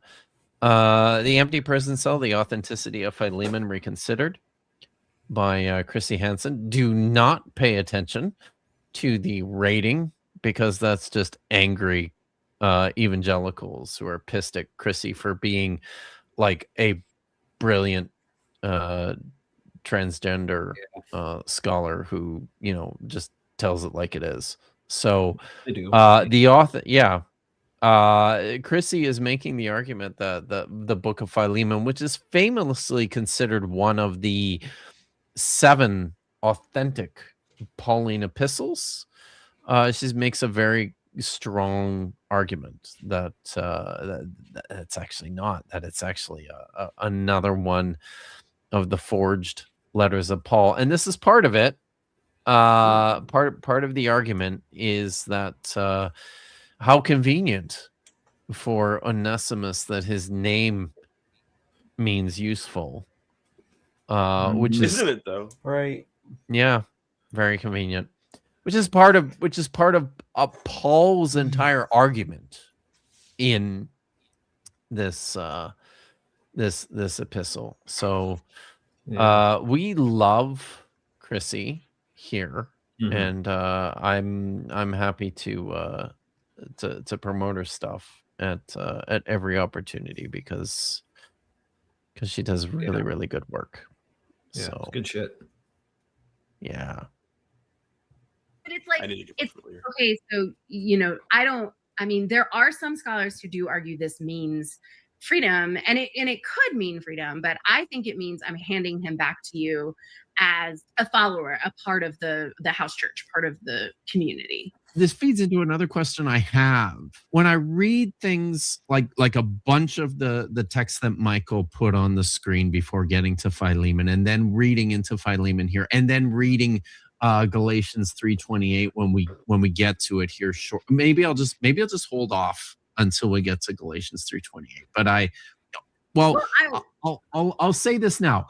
Is like this idea that Onesimus' status is more than a slave, is this just contingent on the fact that he's a Christian brother? And in other words, would Paul have written the same letter had Onesimus rejected Christ? Like if he's not a Christian brother, if he's a slave and he's not a Christian, are the same rules in place? Like how much of this relationship is governed by just that feature that he's one of us? Right? My reading of the letter is that it does rely upon Onesimus is receiving this treatment because he accepted the message of Paul, right? Yeah. And that's why that there's this like in a way a bit of kindness, right? Like as, you know, treat him well, kind of going back to the household codes thing. If there are plenty of other slaves that came into Paul's life, Tertius, right, is one right at the beginning of Romans, or end of Romans, and there's many others that we can guess would be enslaved, right? See, now I just remembered what I was going to say. There were other slaves in Paul's life. in his experience throughout all the letters that he wrote. So that was the point. Paul seems to have had slaves and worked with slaves and never, I don't know, never insisted on anyone's freedom at any point. Those tents aren't going to make themselves. So no. Claude Simeon asked, could it just be a slave name? So one of the hallmarks of fiction is naming your character their function in the story. And so like when you name someone like what's his name in the book of Acts, the kid that falls from the Eutychus. Eutychus. Yeah, his name is literally Lucky. Yeah. Right. And so if it's lucky that you survive a fall to your death, right? Like he falls to his death, and what luck Paul is there to resurrect him, right? He had bad luck he fell. Well, no, great luck because Paul's there, right? Or Joseph of Arimathea, right? The good disciple. From the good disciple is the disciple one town. who, the good disciple is the one who does do something for Jesus at the end, right? His name, Sir, is in congruence with the narrative function that the character has, right? That's a hallmark of fiction, right? Because how often is it that you actually would say something like, well, I got in a car accident, but this lady that helped me right after my car accident, her name actually translates to ambulance. Okay, so Ambier Lalance. Her name could be like so close to ambulance. Like she saved me. Ambier Lalance. Like, what are the odds that Ambier Lalance saved me when I needed an ambulance? Like, you get what I'm saying though? Like, come on now. Like, God damn it! Why am I always pausing on Josh's face? It's weird, and we have a different one for every. But importantly, Nitty, you make an excellent point about the potential fictionality of Philemon. But I think it's important to reinforce what Christy is saying here, and what we're saying here is that Onesimus is absolutely not manumitted. Like he's not. This is not a letter of freedom. And there's all sorts of pretext to this as well. So whether it's fiction, Philemon, I let him the fuck go. He could have said that, but he didn't. Right? Right. That Paul names, and maybe they didn't receive such similar treatment, right? But I also just want to add here that their manumission freedom for slaves in antiquity, happened, right? Like with some regularity, like, and so there were words that Paul could have used here if he meant to manumit, right? Didn't have to say like more than a slave if you're meaning this. There is nothing wrong with saying like, actually, I'll give you the money to free Onesimus.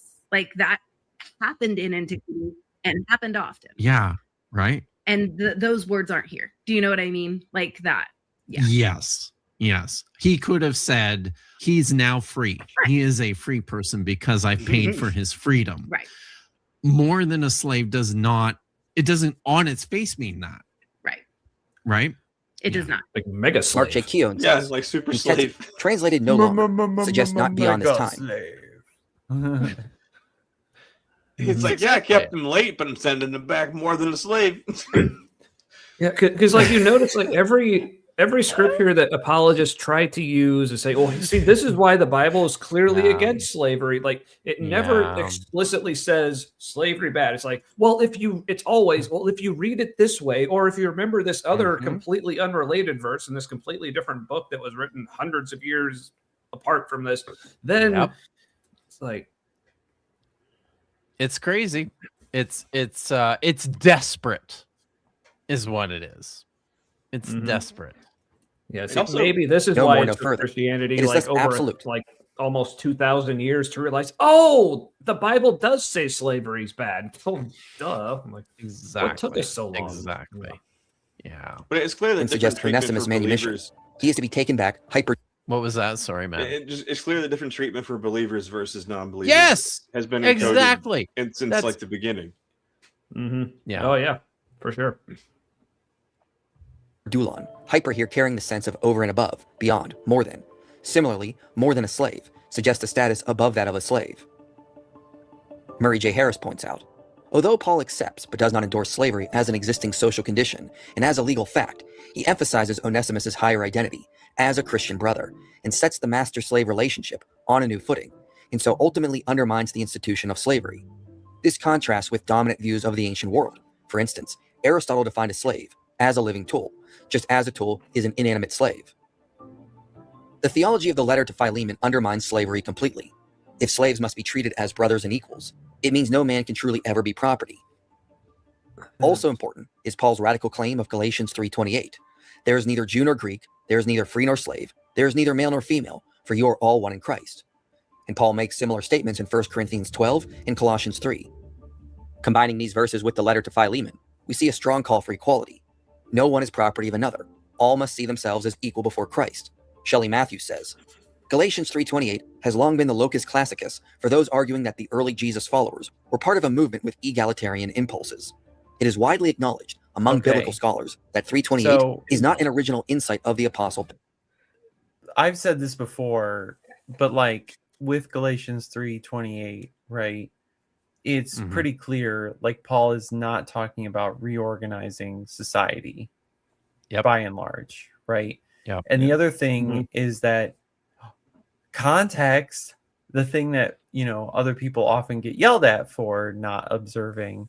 If you think about it, Paul is always I can't actually think of a situation in which Paul is asking us to equivocate societal norms with spiritual norms.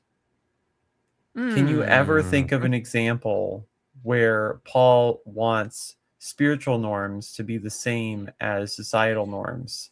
Because honestly, I think the theological arguments all hinge upon the idea that spiritual norms or spiritual values supersede cultural values. So like the spiritual identity of persons always supersedes the cultural identity of persons. So in no case is it essentially the case that, oh, I've made an observation of someone's spiritual state, therefore we change their cultural state. No, it's not it. It's everybody, please recognize their spiritual state. And in no way do any of those statements invalidate, usurp, or upend or end their cultural state, right? And so it's all about living that spiritual reality in your physical cultural state, whatever it is, right? And that makes perfect sense of 1 Corinthians 7, right? If you're a slave and can get free, do it.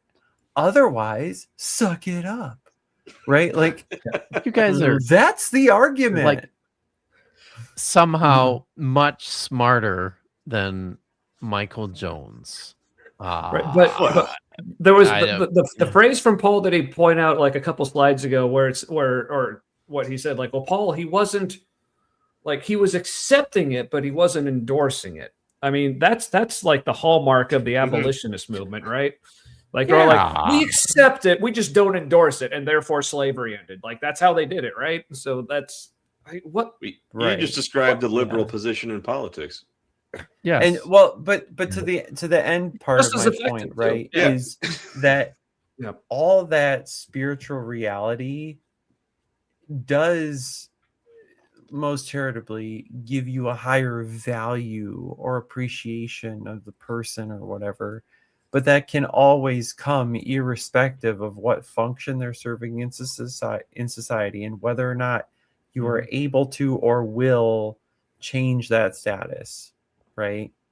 The important part is that you're looking that person, and if your moral conclusion is that person should no longer be a form of property, that's fine, that's great, and in fact I think that's amazing, right? But it doesn't, there's nothing saying don't have that person as a chattel slave anymore, right? It's just not there. Just have it the right way. Not there. Yeah. It's not there. Paul.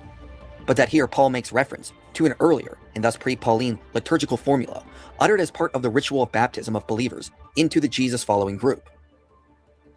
Some object and say this verse cannot mean that slavery should be abolished, because that would mean gender and race should also be abolished, which would be absurd. But this is ignoring the context. Paul's point is all are equal. In Christ, male is not above female, and female is not above male. Likewise, masters are not above slaves, and slaves are not above masters. Now, this doesn't remove the inherent meaning of what it is to be male or female, but it does remove the inherent quality of what it is to be a slave or a master, since that relationship is based on inequality. That is hugely problematic there to me. Talk to us He about almost got Galatians it. Me too. 2:28. He almost got it, I guess. No, I mean, like, he recognized the inequality in the information. Yeah. Yes, So but then he had to make shit up to compensate for but it, right? Yeah, but here's how that functions. Now he can say he addressed that. So if Just anyone because ever he brings said it up it. in the future, he's like, Yeah. look, I already addressed that. Come on. Wow. Seriously, fucking. This is how apologetics works. It's like they throw out a shit argument, and then they say, "Oh, we've already addressed that." Yeah. He's really he's LARPing as an intelligent person. Like, yes, he has is. seen like how smart people behave, and he's like, "Well, all they do is this," and then he just mimics them. He doesn't get it. No, that's it. You're right. That's exactly it. So, I mean, first I want to say the quote from Shelley Matthews, like I completely agree with, right? I don't agree with maybe the interpretation of that quote that happened in the podcast, right? But I do think this is true in the sense that Paul didn't make this up, right? This isn't Paul saying be equal, right? And that this was some kind of liturgical formula that was being said. I also think that it is likely that this liturgical formula was imagining the in Christ thing as futuristic, right? Apocalyptic, right? Like after something to aspire yes, to. something that's to aspire similar to, to my something that is point, not right? going to happen on- It's a reality You're that's smart. not fully realized. Yes, yeah. exactly. Now, but not yet. Yes, right. Yeah, now, but already not yet. Yeah, already, but not yet. Yeah. You live, And people like you the LARPing live on analogy. Earth So, yeah. as if these things have taken place, even though we're expecting. Right, and that stands in complete coherence with everything else he teaches, right? Yep. Yes, it sure does. More so than, hey, let's reform the world as it is. Yep. in the world today, Yeah. right? Maybe in heaven, maybe after the parousia, the second coming, maybe there's, I don't know, right? I don't know exactly, but we don't see, unfortunately, an egalitarian impulse emerge in early Christianity. However it was intended, that doesn't come to fruition, right? And so I think this is important to know, because it's like, yeah, this isn't Paul. This is some other maybe statement that's being pulled in. But I also think that there's this idea that it's futuristic. But then the issue in the very next thing that he says is like, this wouldn't apply to men and women, right? It would only apply to, that's really true. Where did that come from? I don't But his reason, can we just play it again? Paul's point is all are equal. In Christ, male is not above female, and female is not above male. Likewise, masters are not above slaves, and slaves are not above masters. Now, this doesn't remove the inherent meaning of what it is to be male or female, but it does remove the inherent quality of what it is to be a slave or a master, since that relationship is based on inequality. that relationship is based on inequality. And then I think he goes on to say, right, but the male and female is not based on inequality. Yeah. Because both are made in the image of God. I mean, I of course am, I like that. I'm a feminist. And also in antiquity, men and women were unequal, right? There is a hierarchical structure there. There is patriarchy. I think you can, thinking all the way back to the beginning of this and his invocation of Jennifer Glancy's statement about how deeply ingrained slavery was within the ancient world is just a fact of life. I think you can say the same thing about the hierarchical relationship between men and women. Yes. Right? Absolutely. Yes. And that's why they're paired together that way in this verse, right? Like, yes. Mm-hmm. Or every other household code. Every other household code, like every other household code has the fucking. Yes. So, but when it comes to like, so they reference like just how normalized slavery was in that culture and like how difficult it would have been to try to upturn that. So a couple of questions on that. First, how normalized was it in societies like in the ancient Near East, like Bronze Age? Like how normal was it for like people to keep their foreskins? I mean that you're talking about circumcision. Yes. So I mean that's a very certainly not every culture circumcised, right? There were a handful that did. So okay, so it wasn't completely unheard of. No. Yeah. Okay. But there was some that did, right? And a whole bunch that did not. Let's put it that way. Right. So if you're talking to a guy, so say the like Egyptians, circumcision, it looks like started with the Egyptians, not all Egyptians, but it was like part of that, picked up by the people who identified eventually, picked up as part of the Yahwistic cultic ritual, as a way to kind of distinguish themselves from the other people, right? Like in the area. So, right. But not people. But the fact that they apparently had to institute this as a custom meant to the people they instituted it with, before that time it was not their custom. So basically, like, this is one of the things I always come back to, and not just me. I've heard like a lot of people say this, like when they talk about like, well, it would have been so extreme. It's like God convinced them to chop off the tips of their dicks. Like, right? What do we mean? But also, in the context of coming out of slavery in Egypt, and essentially, like once they got to the Promised Land, like kind of starting their culture like from scratch, you would think, especially coming out of being slaves themselves, if there was ever a time for God to say, "Hey, maybe no more slavery," that would have been the time. It would have been the perfect opportunity. Like, because even with the people, like I've heard like people like Bill Craig say this, well, it was like a form of like, well, they didn't have a welfare system. So the whole like indentured servitude, it's like, or maybe God just could have told him to have a fucking welfare system. Like, look, Yahweh can't write any political policy better than America. Okay. And if America has welfare, that is just out of bounds. This is too much. Nope. Yeah, the nationalism has to come out on top. Jillian managed to write this in the space of less than like 11 words. Beautiful, right? As you yourself are slaves, neither shall you keep slaves. And also, you can even have that. Yeah, right.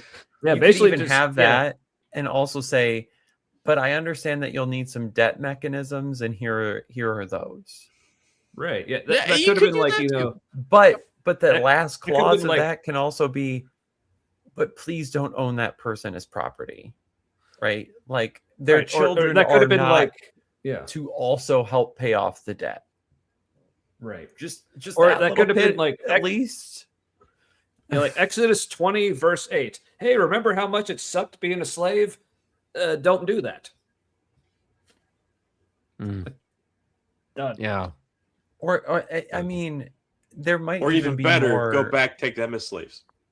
there could be a little more modern sympathy if it explicitly excluded, and their children, right? Yes. It's just like it stops with the actual debt holder, right, to pay back the debt indefinitely. Let their kids do whatever. The kids are not property. Oh wait, right? I'm sorry, they are. So shit. Well, just like any extra sheep you raise are yours now too. Yeah. So I just want to point out, like, there's a reason why Inspiring Philosophy made this video as opposed to the Bible ended slavery. It's the New Testament ended slavery, because there is this. I feel like this is a tacit admission that he recognizes us, right? Like that. There's a lot of problematic texts in the Bible in the promotion of enslavement, and he's trying to salvage that by going, well, but if we just look at the New Testament, it's fine, it's good, it's all good, it's the New Testament is very much about emancipation. So that new video with Christy Cobb absolutely dunking on IP, and that entire argument is coming out this week. It's like, love to see it. We watched 13 minutes of it. It's almost 2 hours in total, and and it's I'm very happy with it. So I hope. Do you think he'll respond? Everyone. I've gotten used to being ignored by Michael Jones. He's blocked me on every social media platform that he has. He can't respond well. I think that's probably why. Well, what if he would have gone 9 hours? He would have had to respond to that. Right? Then it would have been flattering. It would have come full circle. Yeah, absolutely would have. And now I'm 9 hours. Man, that's how stupid you are. Sorry. That's true.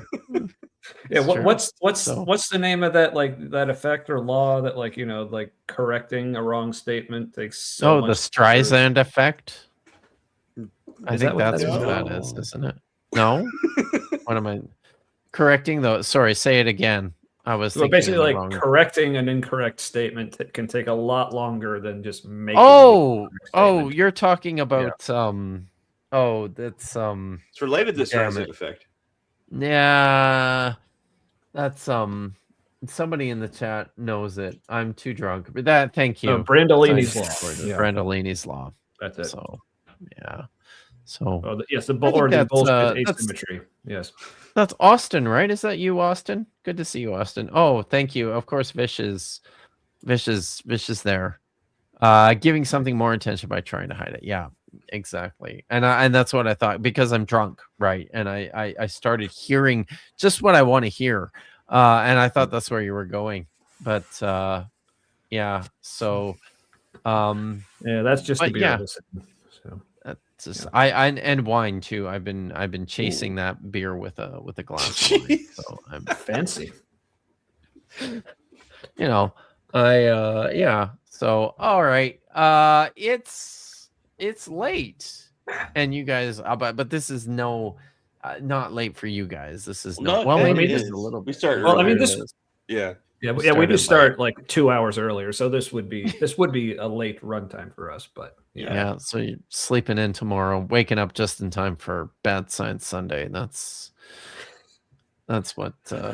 Waking up to take my kid to Legoland. That's the plan. Oh, are you? Wow, wait, really? How far away is Legoland? 6 miles. Really? What? Holy shit! There's one in Columbus. Get your ass up here, bitch. Yeah, right. Like, you guys. This is the thing, right? Like, you guys all are like neighbors, essentially. For real. But Ohio's weird. There's a whole lot of nothing. Wait. Columbus. I have enough cameras and microphones for all of us to do one live show together. Did you know that? Get on it. Town. Get on it, you guys. But I can't go we to need you. to see this. Hey, like half the time There's very enough room in this Marvel studio. I mean, there's fucking. There's an Have you extra seen desk there. the Marvel studio? It's don't threaten to very litigate. impressive. I actually added a whole wallpaper other or just table shit on with the my wall? DJ stuff. Holy shit! Just right for there. you guys, he added a whole table. It's it's beckoning. Yeah, just for us or There's two turntable. cameras. Tommy You and both Matt, can be on come one. and hang out You with bring me your own. in my basement. I don't think I can set up OBS with fucking 3 cameras though. I think my graphic just my 2. On my onboard graphics probably won't do it, but there you go. Okay. I'm down. Yeah. This is what this show is about, bringing people together. So it is. It's really at the heart of it. That's what it's all about. So Same with us. So yeah, absolutely. All right. So do you guys thank you so much for coming and filling in for the resuscitating astrophysicist trenchcoat weasels. Right. I greatly speaking of which, appreciate it. Yeah, and thanks for having us, because also I meant to say this earlier, but like the big reveal or whatever, like we especially appreciate it because, as people know, the weasels, these are like 3 weasels in a trench coat. Well, we're actually the other 2 weasels, and we appreciate you giving us the chance to finally be Express heard. yourselves. Yeah. And I'll dominant give you this little weasels tip. The big reveal. Holy shit. I know, Wow. right? I was surprised too. But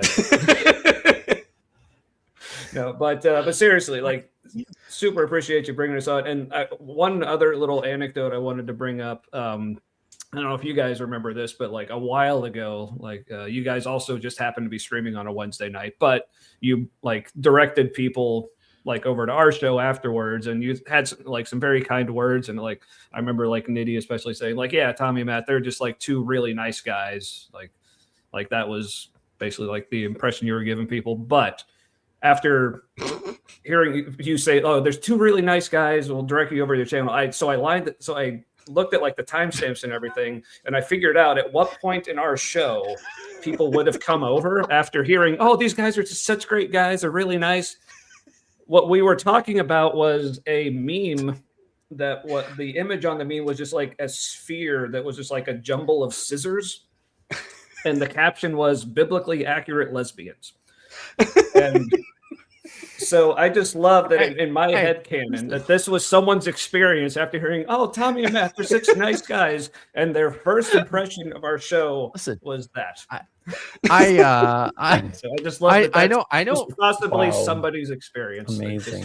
I know I said this show is all about bringing people together, but at the heart of it, this show is just all about giving the people what they fucking want. So what doesn't bring you closer than scissoring? Right. It's true. That's very true. Yes. So. Yes, it is. And also, yeah, like, sorry. Yeah. So you guys, Wednesday nights at what time? Yeah. 8 Eastern, 7 Central, 6 Mountain, 5 Pacific. 5 Pacific.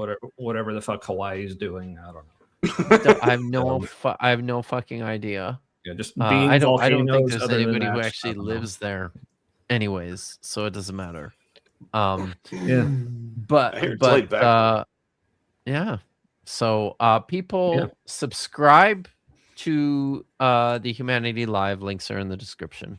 Yes, please. These guys will be back on Wednesday. I'm going to be on your show at some point in the future. Yeah, we haven't nailed it down. So basically, one of the things we're doing the last Wednesday of every month, we're covering a sermon by our former church, it's Crossroads Church here in Cincinnati, this big mega church. And so that'll be this coming week. We're covering their I think it was their Easter sermon from last year, which was something like 6 reasons we know Jesus rose from the dead. So that should be awesome. Probably plenty of peck shots. Maybe on location show.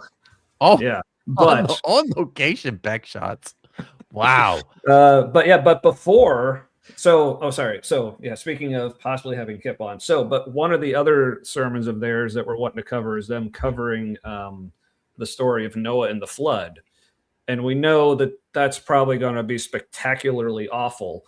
So we figured we should probably, might help to have someone who actually knows what the fuck they're talking about when it comes to that story. So, and Josh still won't return my calls, so I guess Kip will do. You get the Timu Josh, right? Everybody gets the Timu Josh. No, I think in fairness to him, I think he's probably just still asleep. I think so. He's always asleep.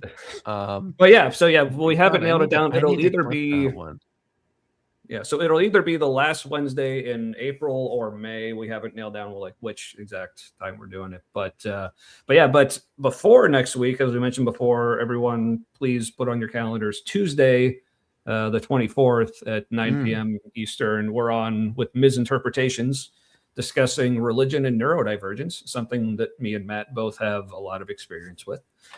Marin as well. Yes, all three of you. Yeah. Super looking forward to that. Great. For if people want to check out the channel, like I said, this is basically a lot like what it is. It's just a several hour hangout on Wednesday nights. So we have fun. Hope you have fun too. And it's fun. I like it. I always have fun. So good. Nitty, you got anything coming up? I'm gonna try. I mean, now that the Panera bread is that a thing? That's no. Oh, okay. All right. It's okay. Are they always there? Yeah, Could but you I'm join? Not gonna do that. No. I'm working on. So, I don't know if people here have been watching my channel. I recently have been noodling on a argument based on learning language models to kind of push against tag arguments. So if you think about it, learning language models are physical systems which process large inputs of data to basically, and their result is essentially what we would label as logical, right? So you have a physical system that takes inputs from an environment and produces probabilistic outcomes, right? Which is essentially what we have evidence of what we are, right? So you have a system which takes inputs, produces outputs which look to us as logical, which is all happening in a physical realm. Does ChatGPT have a spirit, an essence, a soul? Does it tap into a database of transcendentals? Or is it just using physical stuff and outputting more physical stuff, much like we do, right?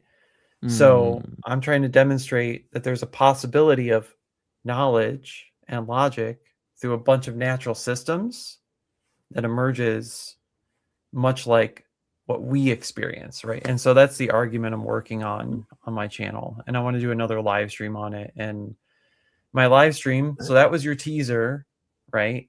Emergent logical naturalism, and we're demonstrating the possibility of the contrary, meaning for you non-philo bros that it's possible that physical systems, agnostic of particulars or things, take inputs, have an output that just is probabilistic. From this set, that result is likely to occur, right?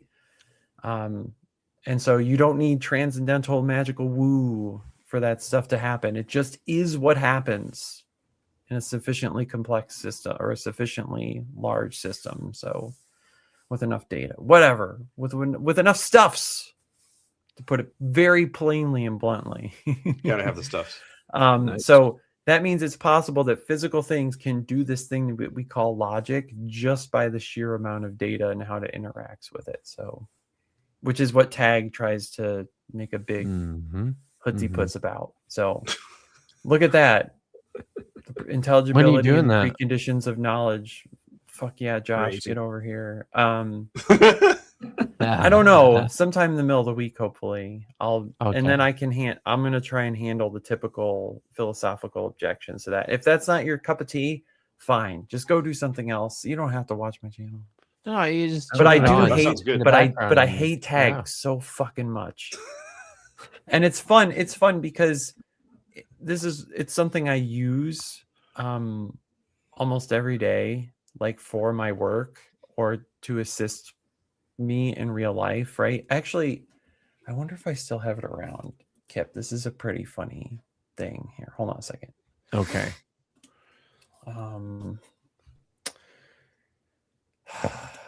You're Here it frozen is again. Damn it. I know. Do you see me now? Am I good now? Yeah, we do. Yeah. Okay. You're so good. hang on. Let me share this. So like, here's what I mean, right? I'm sharing my screen really quick. Oh, there it is. So if you look at this input, right, here's my prompt. Schlab Dobrnikity is 100% purple on Wednesdays and eats tacos in the moon and is 100% green on the I same like day. Please don't tacos. tell mom. It was just that one time. Now, most of us would read that, right, and be like, there's no logical coherence to this, right? Can you zoom in on that a little bit, happens? Nitty? What? Oh. Can you zoom in on it a little bit on Yeah, the that was text? well done. But this is awesome. So here's the thing, right? Given a sufficient amount of input data, right, it's going through a set of operations to produce something that it thinks ought to follow, or it processes in such a way would follow from this inputs, right? And that's what our human bodies do, right? With a correct set of stuff that comes in, a particular effect will come out. And that's what's happening with this model, right?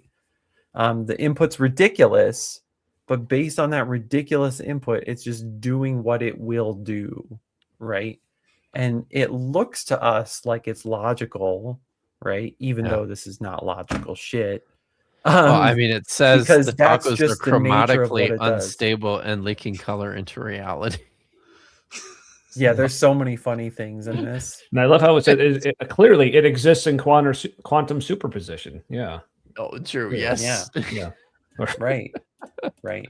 So anyway, Wow. you know, The I'm tacos are getting all leaking their color into reality. philosophical madness, but you know, I'm Boy. sorry, guys. This is my pet argument It's that I've good. been working on. Wow, I like it though. I feel like that has Yeah. potential. Yeah, I've actually Yeah. been thinking of like several things, probably like at least in related strings of thought. But yeah, so yeah, that sounds really interesting. Yeah. Yeah. Yeah. Wow. Awesome. Thanks, Nitty. So Yes. look Yeah. for that probably within the next week, I guess. Certainly before the next time we're on together. So hopefully have it done by then, or done, or at Yeah. least like Yeah. in the marketplace. Like I actually did one stream on it so far, but my first presentation, I'm pretty humble about this shit, guys. I'm the most humble person ever. I'm just like Moses. Well, of course. Just like Right. Moses.